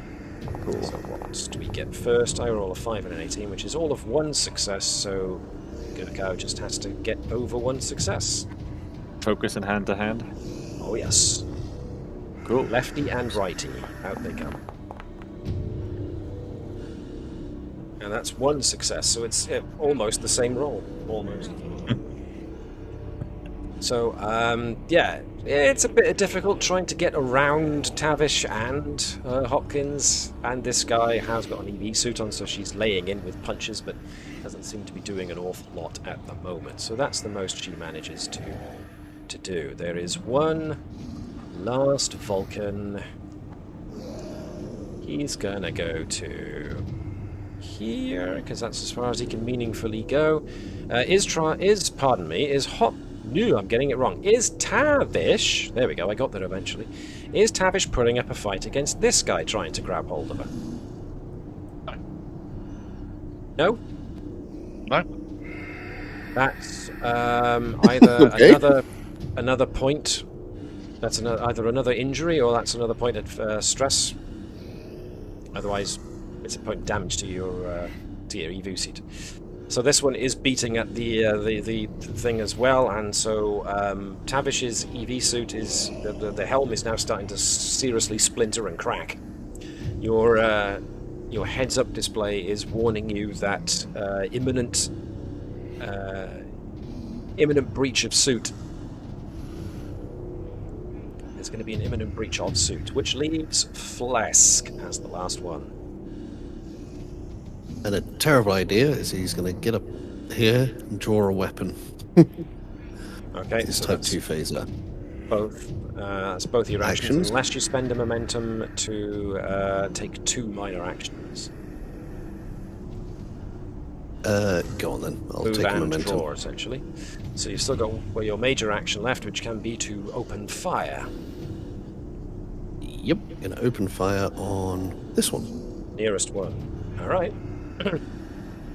Again, no cover, so it's a flat difficulty of 2, daring, control and security. Oh, this is going to be an interesting roll. Let's go. Let's go! That's a 7 and a 6. That was good. That was 2 successes on the bean. He lands a shot, and a phaser does 4 damage. They have their EV suits, which takes away 1, still leaves a 3, and that one, which one are you? Does collapse in a heap. The phaser blast does seem to knock it for a loop, and it just crumples into a dead heap. Alright. Is that everybody? That's everybody, isn't it? Round 3. Alright then. So, who's going first out of you lot?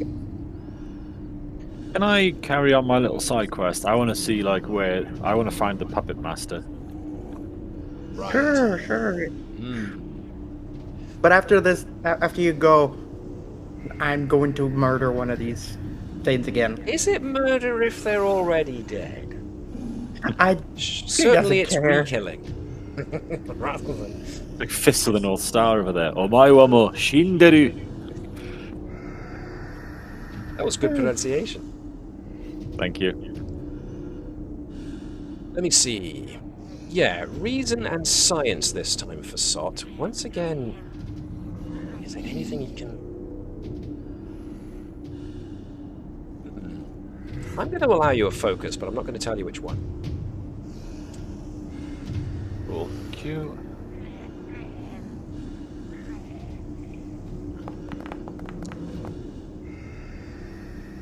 Two successes. Right. Okay. Okay. Following on from your further investigations, the level of electromagnetic activity going on outside now is starting to draw your attention. And now that you focus in on it, you think you detect patterns in the electromagnetic activity going on outside in the atmosphere. The big electromagnetic storm that's going on outside has gotten very, very close.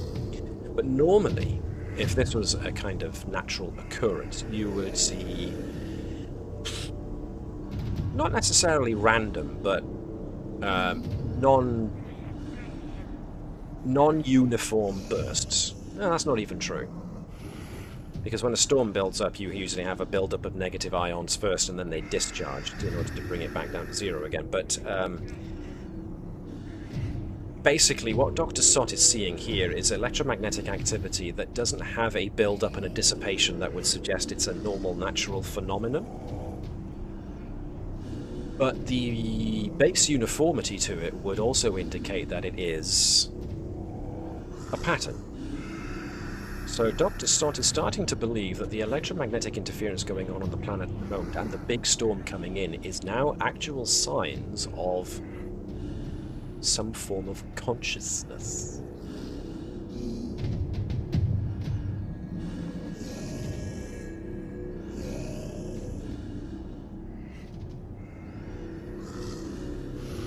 So what you do with this information,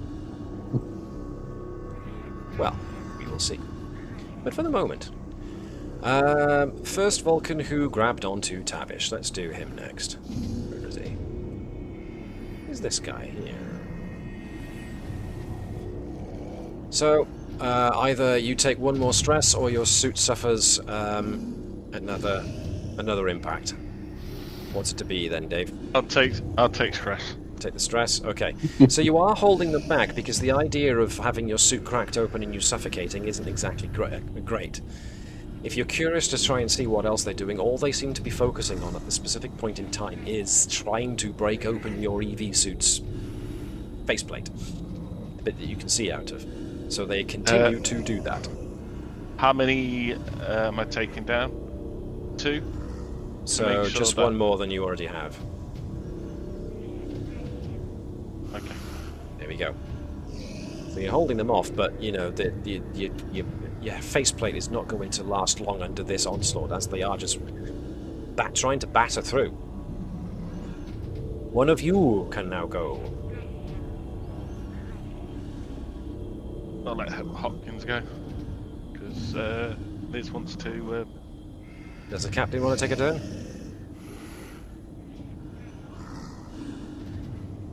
Liz, you with us? Mm-hmm. Which Cool. one do I want to kill or re-kill? Oh, we'll go for this one. You got that one or you got that one? Okay, this one. Cool, let me roll their resistance.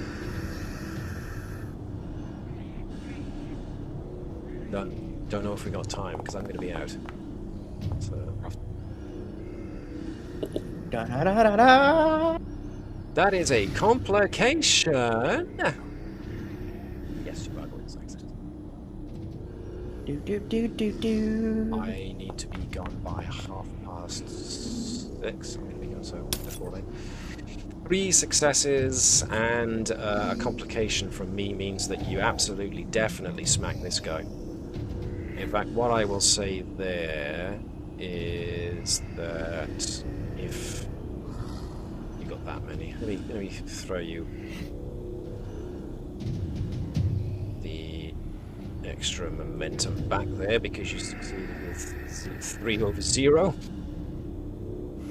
So you get a full momentum pool, and this guy has 1 defense against a Batleth, which does 3, which means this one is cut down. Blech. With all that extra momentum, do you want to seize momentum and do it again? Yeah, essentially. Initiative. You can Yeah, I mean, spend okay. 2 momentum to go again, essentially. Actually, no, pardon me. You can take another major action if you spend our momentum.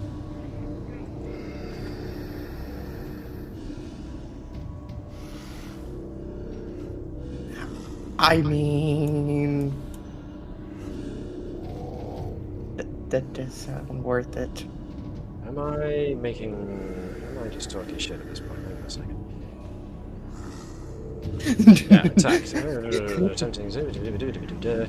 Create trait, other tasks, create it ready, sprint, aim, draw item, movements. Injuries, stress and ability. Right, here we go. Add severity, add alter trait, disarm. Extra major action is 2. Pardon me. It's 2 momentum to take an extra major action, which would be an attack. I still think that's worth it. Mm-hmm. Okay. Because I mean, if my attack's good, I'll be able to get him. Yep, so that's 2 gone, so you can make another attack. This guy has a different defense, so let me roll that. There's a 4 and a 13, which is all of 1 success, so you'll just need to get over 1. Cool. Yeah, you can just have 1 threat to you. Alright. You get to re-roll 1 of those, but you already succeeded. I'm gonna reroll the 17 just to see if I get more. Yay! You did! A little greedy. So, over 1, you got 2, so those go back in the momentum pool, and that one is cut down. Kaplish! One of them goes next, which will be this one here. Tavish is still not putting up a fight.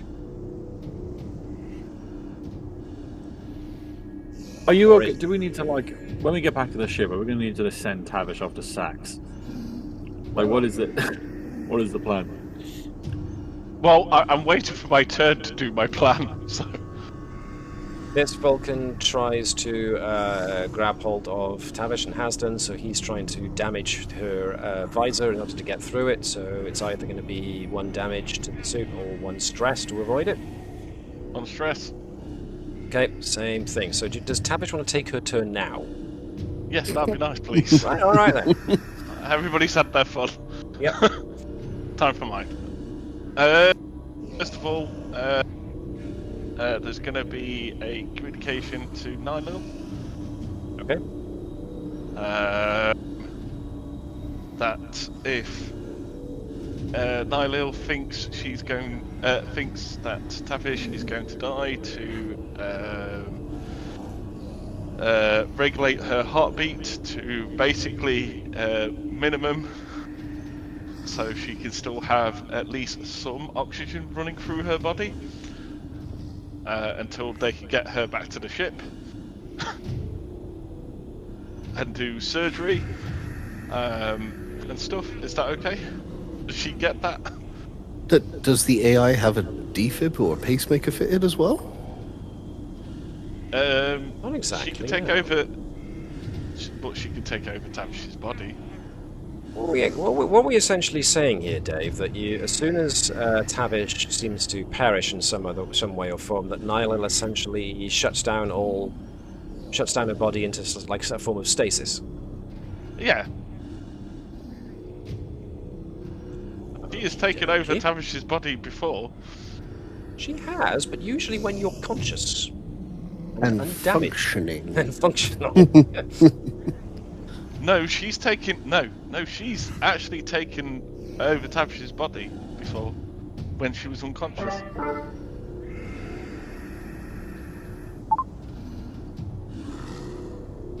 Contingency easily activated.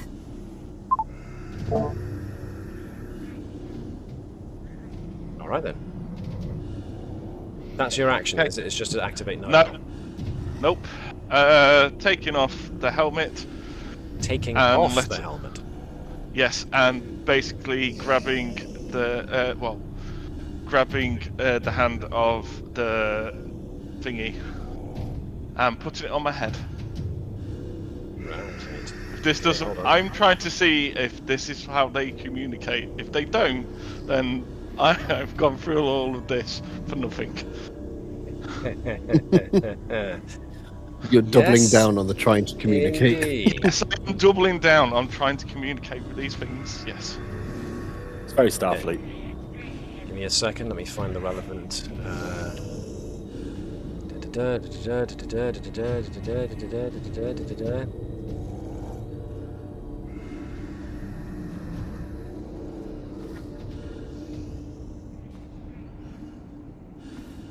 Right, how does this work then with this? How does second ed deal with suffocation? Let's have a look. Subspace, not there. What do I do? You would go to first ed rules? Yeah, let me have a look. Give me a moment. I don't remember off the top of my head, and I hoped I had seen it actually in the episode's text as to what to do, but it's not. I can't see it off the top of my just looking. So let me give a quick old goose's gander at. If I can find it. First ed rules. Let's see. Suffocation.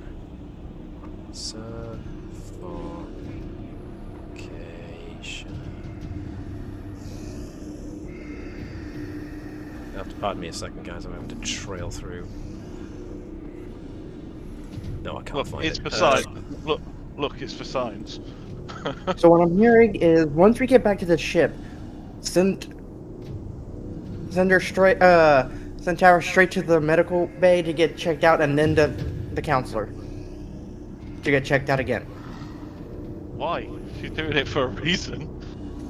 Doing it because, you know, it's she thinks it's fun. Fun? Okay, we'll see how long you fancy fun when you have to test. Said she doesn't find it fun. You're in an argument on why she should go to the counselor?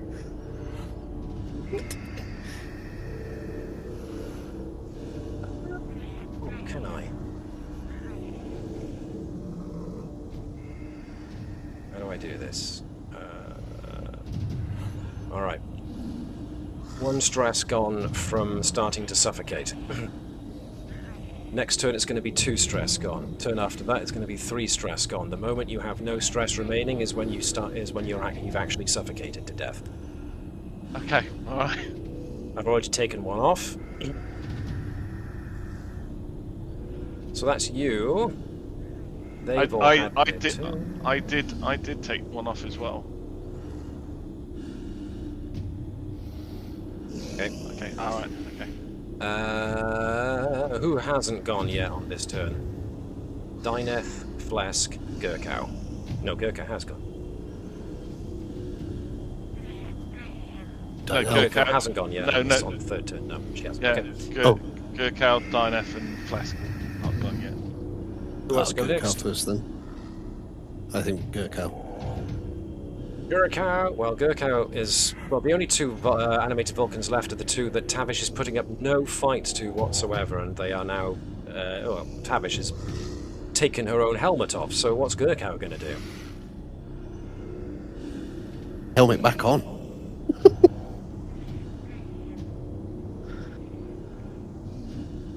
Is that what Gurkow's going to do, you guys? I think so.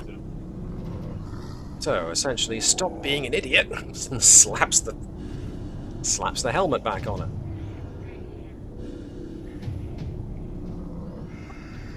That leaves Dyneth and Flesk. I think Dyneth would be the best bet for a shooty. Which one is she going to shooty? Oh, Top or the bottom? that one. Bottom one. Alright, so weapon systems operation does include hand phases, so she can make a control and security check, difficulty 2, to make a shot against this thing. Deal a momentum, add a dice. 19 and a 1 and a 19, so 2 successes, exactly what you needed to hit. That guy gets shot and put down. Jerks for a bit, falls down, ceases moving. So that leaves Flesk as the last one to go. Okay, I guess Only one I'm going Vulcan left. to... Right, what actions can I take to increase my chances? What adjustments can I make to a Type 1 phaser? Can I aim? You can aim. You can use your, I think it's your Minor action to aim? minor action to aim. Yeah, let's have a look, just to make sure I'm not making that up. Aim. It's a minor action, yes. So when you make an attack this turn, you may re-roll a single d20. Cool, and I'm going to steal another momentum until someone says no to roll, because Flesk is not as likely to hit this. Okay. So you get to roll 3 dice, and you get to re-roll one of them if you don't like the roll. I'll re-roll that rolled 20. 20, so I'll re-roll that 20. Re-roll 20. ooh, that is a very good roll. So it's actually 2 successes now. So that was exactly what you needed to hit, which puts down the final animated Vulcan. Oh, that's good. Shh.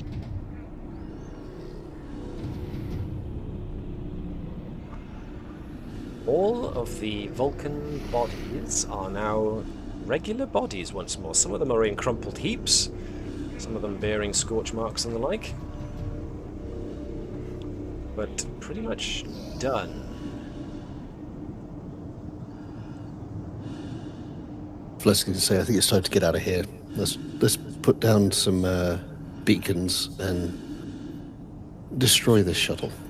This spacecraft.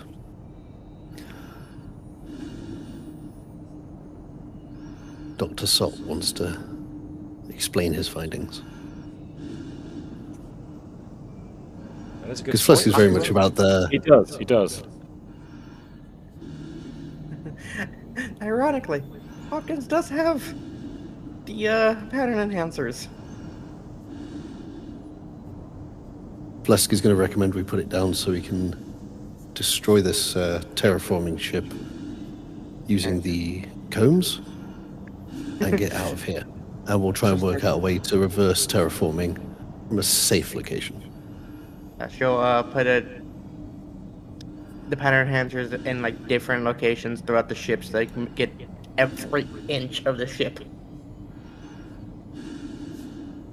Okay, so you are going outside to transport yourselves back to the combs? No, we're using the pattern enhancers as a reverse engineering beacon? Well, it's not even engineering. Instead of using the potent enhancers to lock on the transporter, we use it to lock on the ship's weapons. And as we get out of this, going through the relay which we set up last session, last week. Right. Mm-hmm. but, Yeah, it's more of, hey, this is where we need a target. Shoot here. and as we leave this horrible place, Dr. Sock could explain his findings.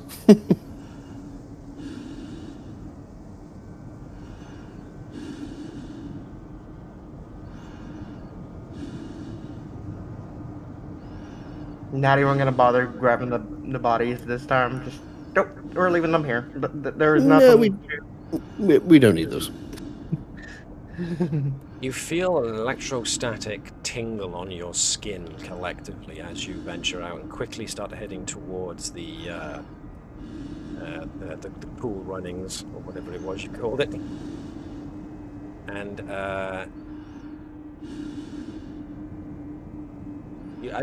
as this group here are running past, there's you think you see some shapes in the darkness here and here.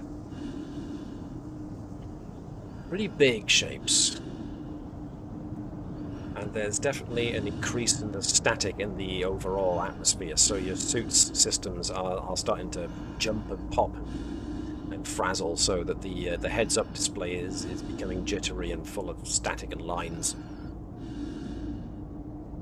Nevertheless, you've left a load of pattern enhancers to give the ship's systems a point on which to target.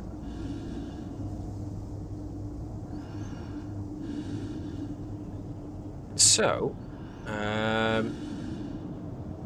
you have communication with the ship up in orbit. Your exact orders are orbital bombardment, or what? On the pattern enhancers. As Hopkins like whips this thing around and starts hightailing it back to the science prefab area. Okay, and once you make it to the science outpost one more time, what's your intention? What are you going to do when you get there? Exterminatus. Well, destroy that. Yeah, destroy that location. So you're going to eventually make your way to the Vulcan Science lab again, and essentially send a communication up saying just destroy everything in this area. And what are you going to do? Are you going to remain there, or are you going to take the shuttle that's now then and go back up to the combs? Yeah, evacuate at this point. Okay. Okie dokie. In that case, let us go. So, you have no real way of keeping track of what happened when you exited the area and essentially tried to boost communications to say the area that was now been marked with transport boosters, level it. And you take off at a pretty quick speed. There is a momentary rumble of impact on the ground, and you reckon that must be the Combs' orbital bombardment happening. So you eventually get back to the Vulcan Science lab. Its power is still functioning. Doesn't look as if anything has tried attacking it recently. But as you've gotten further and further away from the impact site, the interference has lessened. But just as you arrive back at the base camp is when it starts to rise again, as the storm front is turned and is coming back towards you guys. And that's when you hop on your shuttlecraft and jump back into orbit, which means we really need to go to... Let me think. Yeah.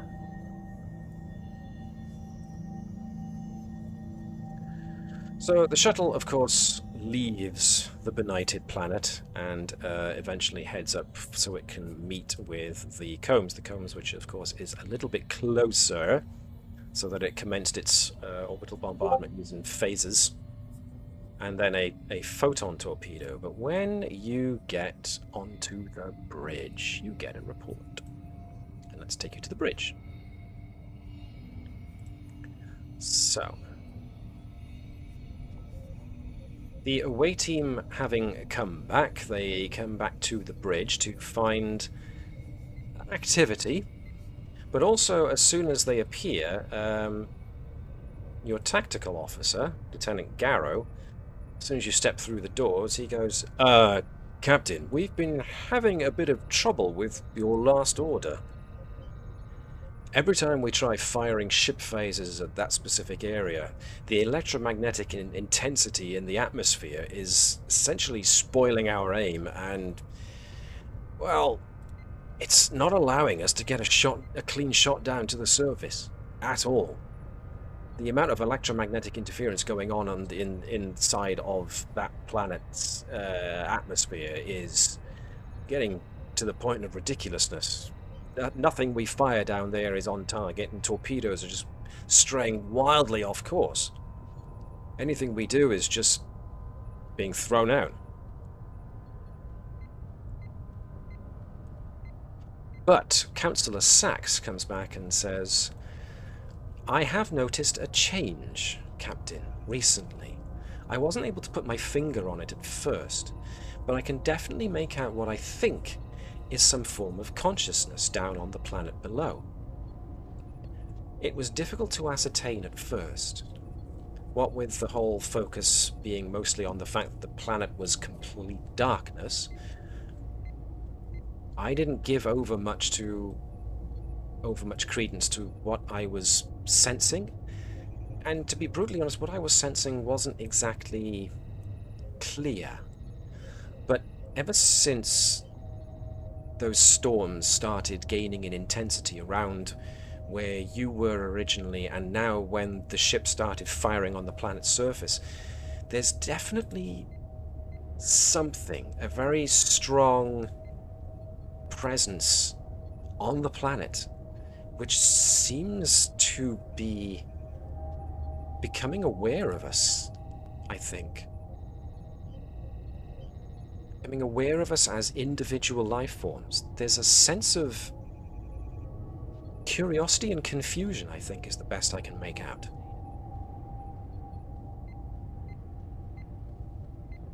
And Gurko is over here with her science peeps. We got the Dark, we got Dyneth back on her tactical station. Vicious just phased out of the ship. What was that, sorry? Just saying Tavish is right. teleport out of it. Science, so Gurkow's station is detecting a really intense magnetic storm going on in the upper atmosphere now, and it's gaining in intensity. It's localized in the area around where the impact crater was that you're trying to fire. But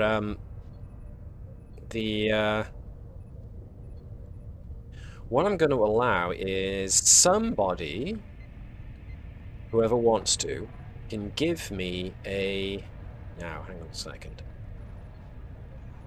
The first thing we're going to need is somebody to observe the activity of the magnetic fields, which is going to require insight and science, aided by the ship's sensors and science. So, who do we think is going to be good at that?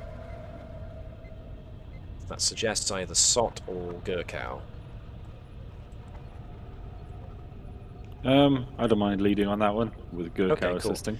In that case, if Sot is doing this, can I have... Dave, can you be the Combs, please? Of course.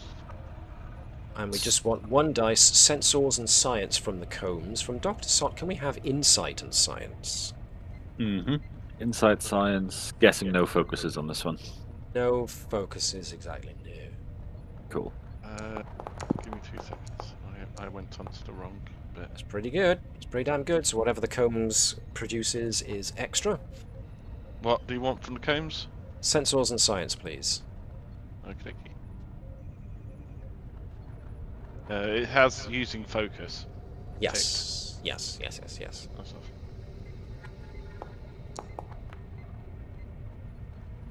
So that's one additional. So that's one on top of what you've needed. So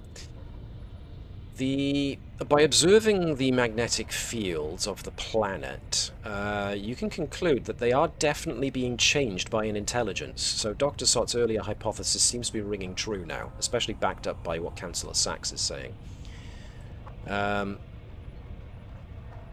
There seems to be one big central disturbance, but lots of other individual electromagnetic blips, if you will, in the atmosphere. Lots of little individual ones, and they seem to be clustering around the larger one.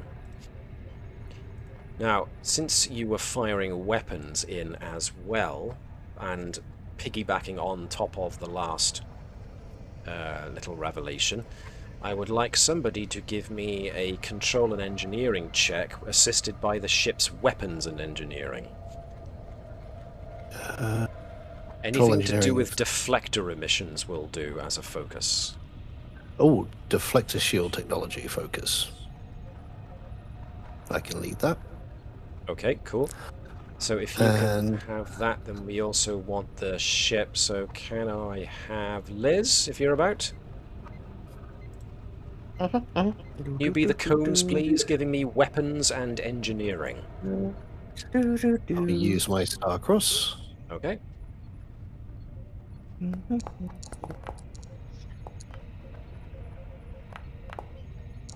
Whoa. Oh. Whoa. Ding, ding, ding, ding, ding, ding, ding, ding, ding. Money, money, money, money, money. All right, that is a huge, huge win there. So, yeah, there is a... Let me see.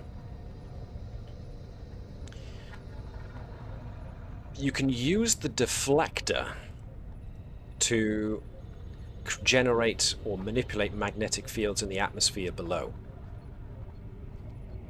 in a fashion to trying to mimic those electromagnetic pulses, rather than actually trying to fire phasers into them. And so, doing so, your own deflector emissions, in whatever format you want to emit them. I mean, were you thinking like a 1-2-3 pulse, or maybe a 1-2-3 pulse, or any kind of other sequence you want to give it, some such? How about like either using Morse code or using a binary? Up to you. How complex do you want to be with this? That's up to Flesk. Oh, is he aiming to try and communicate, or are we trying to eradicate? Because Flask is worried that if this thing gets off this planet... At the moment, your weapons are unable to penetrate this storm. So, but you are getting there is something going on with the electromagnetics in the atmosphere. Dr. Sott certainly seems to think so, because his earlier hypotheses seem to venture that there was some kind of intelligence behind the manipulation of electromagnetic energies, especially on a small, precise scale, by reanimating those Vulcan bodies. So, do you just want to essentially bang on the door, or do you want to try tapping Morse code, or a 001 sequence? I was going to say bang on the door, see if that opens up an avenue to fire our, okay, cool. fire our so weapons. You're giving a very insistent, very focused beam of electromagnetic energy coming from the main deflector, which, you know, makes sense. It's the biggest. It's the thing with the biggest emission radius on your ship, and it can push the most power out in a focused beam. So,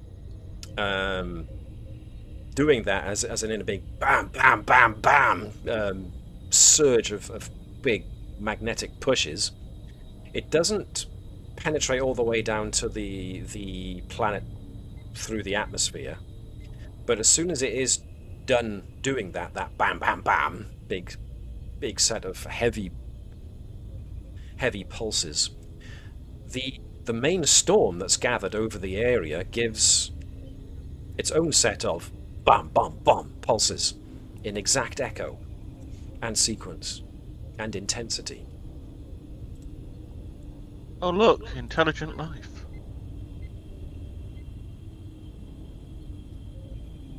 Alright, Tavish, do you want to... No, Work out a no, way no, to no, no, communicate? no.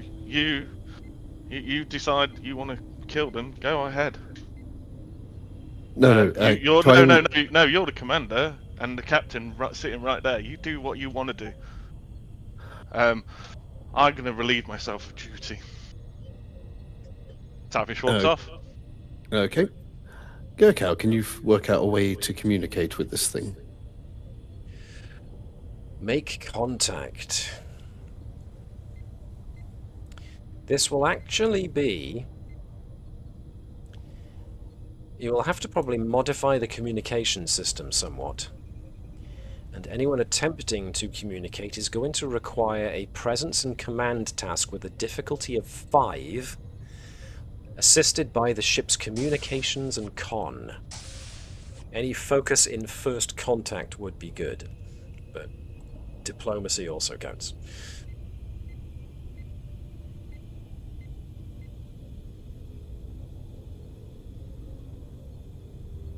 Presence 10, command 3, so I think Tavish is best. Trasa's best suited for this. Yeah, presence 11, five, command yeah. 5. I mean, that doesn't with mean that Lord Flask Gwynwy. doesn't mean that Flask can't help as well. Yeah, I Yeah. can assist. Can I get Chris then to be the comms, Yep. so we can get communications and con from the ship? Combs, comms, and con.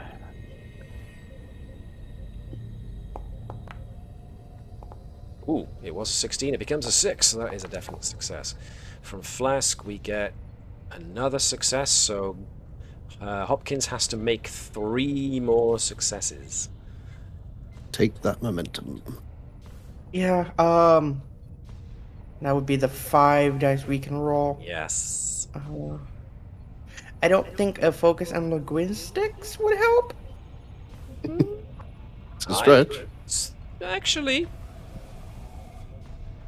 no, that would make sense. A focus in linguistics would make sense. Yep.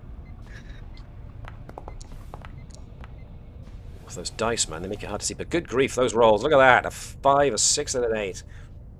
You 4 almost got me successes, when you beat it 6 by in yourself. total. You nail it. You absolutely nail it. So, yeah, you using this kind of call and response, it dawns on the more science-orientated amongst you that, yeah, there's definitely an intelligence. It's echoing what you send down, and so it makes sense that the electromagnetic disturbances that you've been tracking all this time were in fact communication of some sort. The amount of electromagnetic energy in the atmosphere of the planet seems more due to whatever this intelligence is, as it's almost like it's broadcasting its communications across the planet and through the atmosphere. As such, the electromagnetic storm starts to lessen in intensity, down, down, down, and you start to establish a form of communication. Now, this isn't quick, but what you essentially get, if I can find it,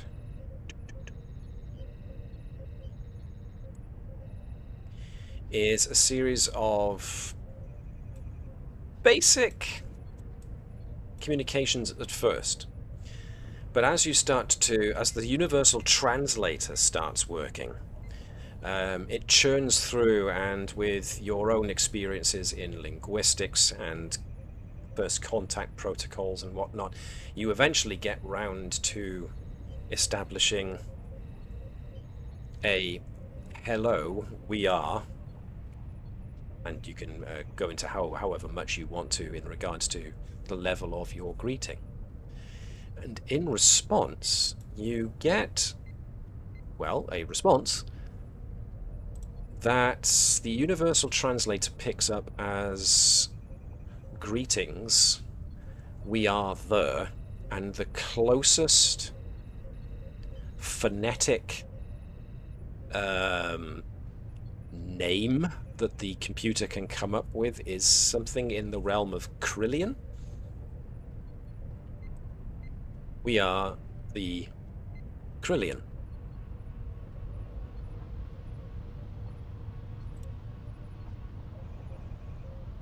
And over the next couple of hours, the picture you start to get is that the Krillian are a form of telepathic species. Non-humanoid telepathic species. They communicate, as you have discovered, primarily by manipulating electromagnetic waves. But it seems their society is more like an ant colony, as such, in that there is the one primary life form which seems to be the basis of the big EM storm. And the closest equivalent that the Universal Translator gives is almost like it is the Krillian mind. It refers to itself as the Krillian mind. And the other smaller entities it just refers to as pods. So your best understanding is that they are not exactly a collective mind, but they do consider themselves one and the same thing. Even though they are individually different, they do consider themselves as one. Therefore, there's no words that suggest singular when it comes to identity in their language. So they always speak as if we the multitude, we the Krillian. They came to this planet in one of their colony ships, essentially. They've traveled a long way because interstellar travel takes centuries. They go into a state of suspended animation inside of the ship until it eventually the ship is engineered to find a planet that it can terraform in order to make a new place for the Krillian to live. And that's what's happened. The ship made its crash landing, which ended its it started the process of delivering them to the planet. They then emerged from stasis, and then the ship begins to break down, which transforms the atmosphere into something that the Krillian can use, can breathe. The real bit that you're interested in comes towards the end of your communications with them, where they announce that whilst they were busy terraforming this planet and getting used to it, they encountered a number of other life forms like themselves, but smaller and terrestrially bound. These new creatures that they encountered apparently didn't communicate the same way they did. So they decided to do the other thing they can do, which is to create physical contact, which allows them to... Now, the best estimation the Universal Translator can give you is telepathic communication, but they can only do it by making physical contact. They tried making physical contact in order to communicate with these new life forms that they discovered, but whenever they did, these life forms would diminish and then extinguish. A load of them came to them and made physical contact with the Krillian. And all of a sudden, the Krillin became aware that these other life forms were not like them at all. In fact, they had never come across a life form like them before. And this allows you to at least surmise that they're referring to the Vulcans. So the harm wasn't intentional?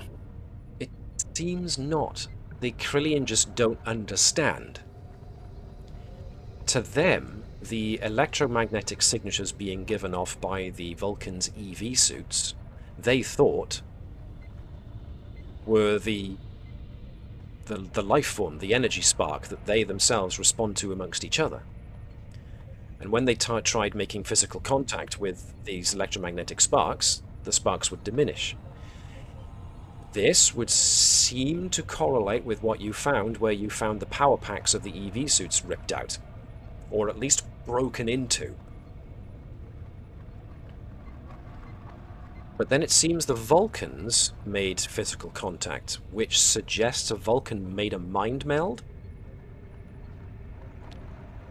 And because of this sudden transference of information, the Krillin became aware that there were other life forms not like themselves. Unfortunately, when they tried to maintain this contact by making physical contact themselves, the Vulcans died, because they can't breathe the same atmosphere that the Krillin can. And the Krillin, in trying to get physical contact, did the only thing they knew how to, which was to get through the barrier that was preventing them from making physical contact, which means that they, unfortunately, broke open the visors of the Vulcans, which made them suffocate. They found the other two Vulcans on the planet with similar results. So the Krillin mind expresses that they were so close to understanding what these new life forms were. But then they just perished and they couldn't communicate any longer, and they thought that was that. But then you arrived on the planet. They became aware of you, and they tried seeking you out. But you were a little more elusive. And then when one of the pods tried making contact with you, another electromagnetic flash went off, which confused them, but made them think that something was trying to communicate. That was your flashbang grenade. And eventually, the Krillin mind chose to use a somewhat unconventional method of, if humanoid life can't communicate with Krillin life effectively, then maybe other humanoids can communicate with you better. So the Krillin mind used its ability to animate the dead Vulcans. Which thus scared the crap out of a Klingon, which is never a good thing. Yeah. Well, to the Krillin, it was trying to use the Vulcan's ability to use tactile telepathic contact to make contact with you. And it almost managed it. Two of them almost managed to get through to Tavish. But then you cut down those two. So the Krillin mind is left with, what were these creatures? And what are you? And you soon realize that the Krillin mind is referring to you as the Combs. The Krillin think the Combs is another new life form as well, because it is what is communicating with them. Can we then explain to the Krillin what the ship is and that we are the creatures it encountered? And Sure. also explain the limitations of their atmosphere and us, and where the miscommunication happened, and the limitations on how we can communicate in the future. So, with the fabulous amounts of successes that you got, you do that. It's finicky, because they themselves have no frame of reference. They only perceive things as far as electromagnetics go, and humanoids do give off a small electromagnetic field, as do all the equipment that you take with you. So it takes some real delicate linguistics from Hopkins to find simplistic ways of describing what the Krillin were trying to do, who the Vulcans were, who you are, and thereby by extension what your technology is, what the ship is, and all of that. It takes hours, but eventually you get the idea that you've at least put the idea, you get the impression that you've put the idea through to the Krillian that this is a situation, you made a bit of a whoopsie-daisy. The Krillian do express their apologies and what's the word I'm looking for? ADHD brain, I keep losing words. Not sympathy. Regret. They issue their regret that they actually caused harm to the very creatures they were just trying to communicate with. So, what are you going to do about the Krillian? You have now established essentially first contact with a new, unencountered species. Now, technically, lives have been lost, but mostly through misunderstanding. And to be honest, the planet, Trasa Epsilon I, was uninhabited. And it's an arid, inhospitable. It was an arid and inhospitable place anyway, before the Krillian terraformed it to their liking. So this leaves the question of what now? We should, not an embassy, because that's not going to work, establish a way to in communication, but also find a way for them to be able to identify other humanoids if they encounter them again, so they can prepare and prevent this kind of thing happening again. Whether it's teaching them about a different scanning approach, a way to broadcast messages that other humanoids could understand, but give them options so that engagement can be peaceful and successful in the future. All right. All of which will take some explaining. And of course, there's the issue that they themselves don't have any technology, so any attempts at communication from your side of things will have to be done through people with, technology adapted to be able to actually communicate with the Krillian. So, yes. But we could also set up a quarantine and also set up a request for a scientific expedition to keep communicating with the Krillian. What about safely the rest and from of a you? distance. Yeah. What about the rest of you? What are your thoughts, impressions, and recommendations going forwards? They either be open diplomatic channels, or we just leave them alone and put some sort of thing on the planet, don't come here, tell us for it. Okay. Liz, you were going to say something? If we do establish communications, leave a probe, careful, do not enter planet unless you warn them, so they don't try to kill you by mistake. So a similar thing to what Mark just said with Flask, okay. And to a degree. Chris as well, okay. Dave, your thoughts and feelings? Because it seems that Tavish had a hunch. Yeah. Well, I think Tavish would have been listening into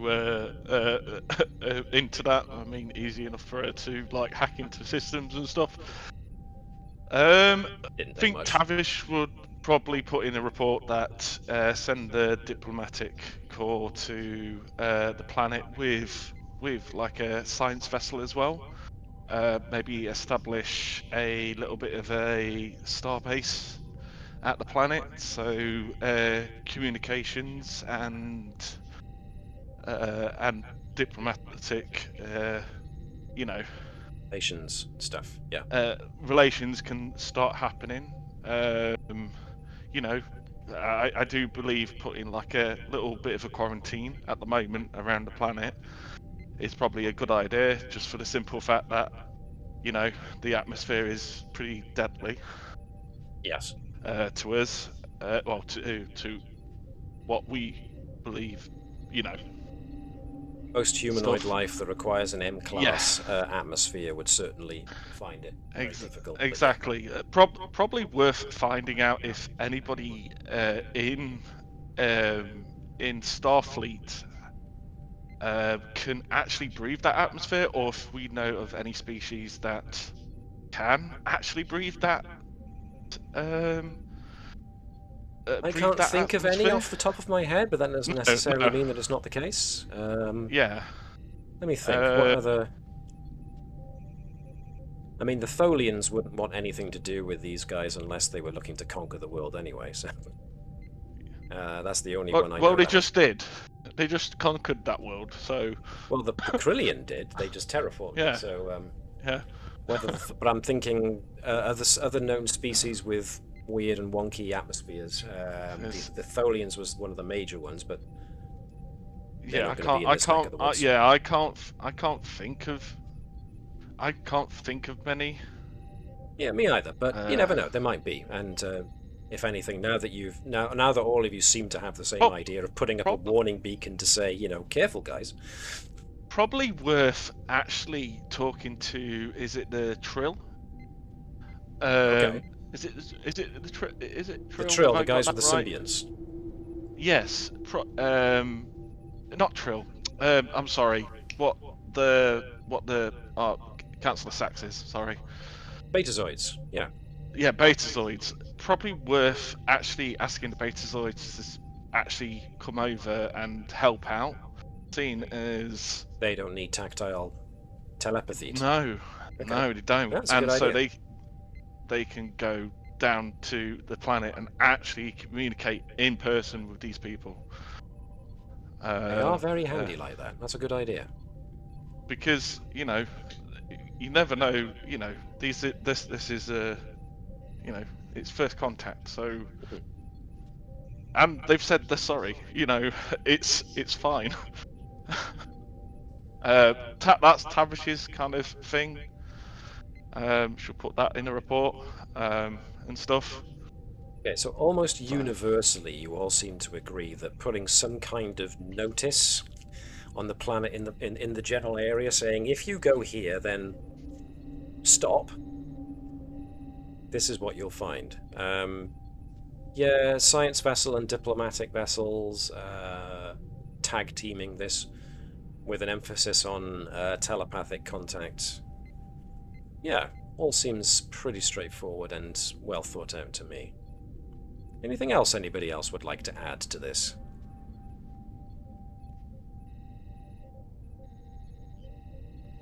Okay, no, that seems pretty sound advice. So, yes. So you have now made successful first contact with a new species. It was a bit spoopy down there, and the Krillian's capabilities are, well, quite interesting, if not slightly icky. Being able to reanimate dead flesh was an interesting little quirk of their abilities, no doubt. But at the same time, they are a star-faring species, but they don't use faster than light travel. So it's one of those. Do they count as? Is this first contact, or are we violating the Prime Directive? Well, no, it's definitely first contact with a star-faring species, but they don't have any technology, so it's still a bit of an odd one to judge how advanced in overall thought and society the Krillian are, but that's not your job. That's going to be somebody else's job to partner here. So one has to imagine there are a number of xenobiologists out there who are going to be having a party, knowing that they've got this interesting species to examine for the first time. And yes, as you say, at least they expressed regret and said they were sorry. So they weren't being intentionally malevolent or anything like that. There are still questions, of course. Where did the Krillian originally come from? Are there more colony ships out there in the blackness of space looking to make landfall? What's the criteria they use for designating a planet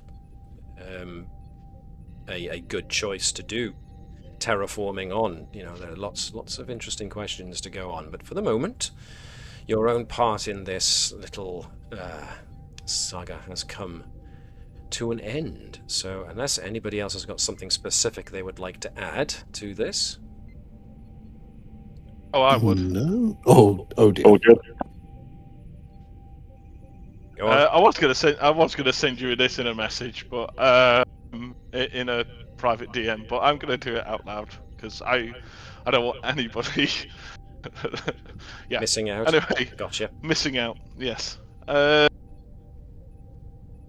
Tavish is going to write a report to Sobek, saying exactly what happened, and her mistrust in not just Trasa but Flesk as well as command. Okay. She'll do that. She'll also at night time she is going to start writing on walls, going, this isn't a Starfleet vessel anymore, it's a Klingon vessel. So she's completely gone bonkers. Or at least she's giving that impression. She's Very working much very so. hard to give that impression. Okay. All right then. What is the next one after this? Oh, what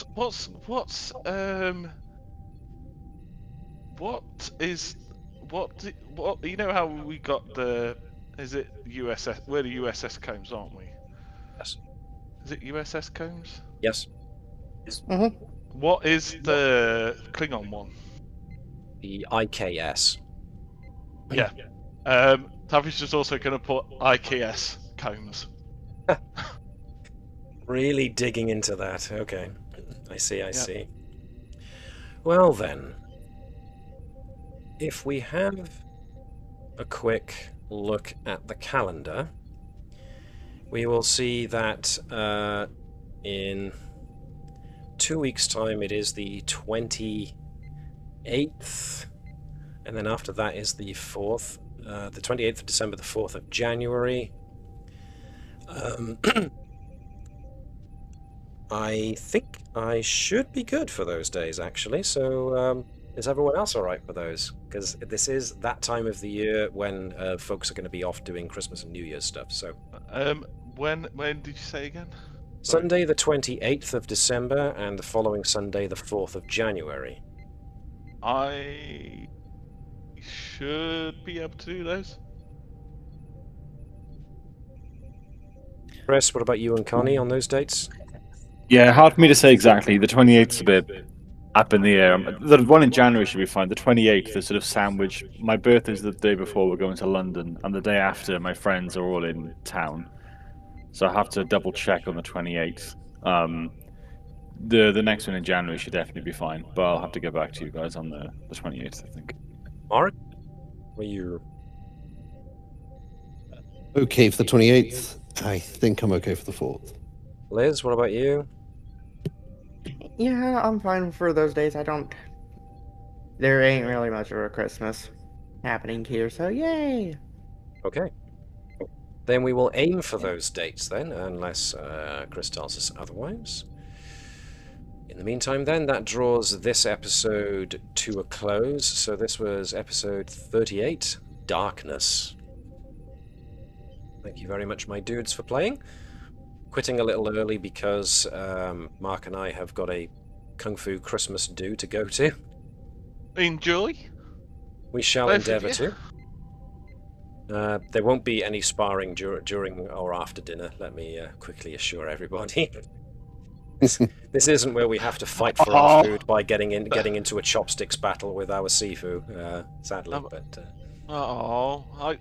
I was just That would be imagining funny. it. I hate to disabuse everybody of whatever the picture they have going on in their minds of what a Kung Fu Christmas dinner looks like. I was half picturing from like Kung Fu Panda where they're fighting over the dumplings. Well, so was I, and Yeah, I probably would lose. One? Oh, okay. I'd I was probably gonna go say, which hungry. one would win, Matt To or be Mark? honest. I'd probably end up going hungry, so yeah. But for the rest of you guys who did tune in, of which I think there was 0 of you, thank you for watching. If you watch this on YouTube later and you do enjoy it, then at least give us a like, just to give us a tiny, tiny boost, even though apparently the algorithm doesn't work that way anymore. So, who knows anymore? So, yeah, we will see you either before the end of this year or at the start of the next one. So, until that time, we ask you to do like the Vulcans do, which, in this case, maybe not rise up from the dead and try to give people lethal hugs, but live long and prosper and engage in infinite diversity and infinite combinations, because, you know, if the Vulcans, an emotionless, logical civilization, figured that shit out, it shouldn't be that big a leap for everyone else. Just saying. But in any case, we will speak to you when we speak to you next. But for now, hailing frequencies are closed.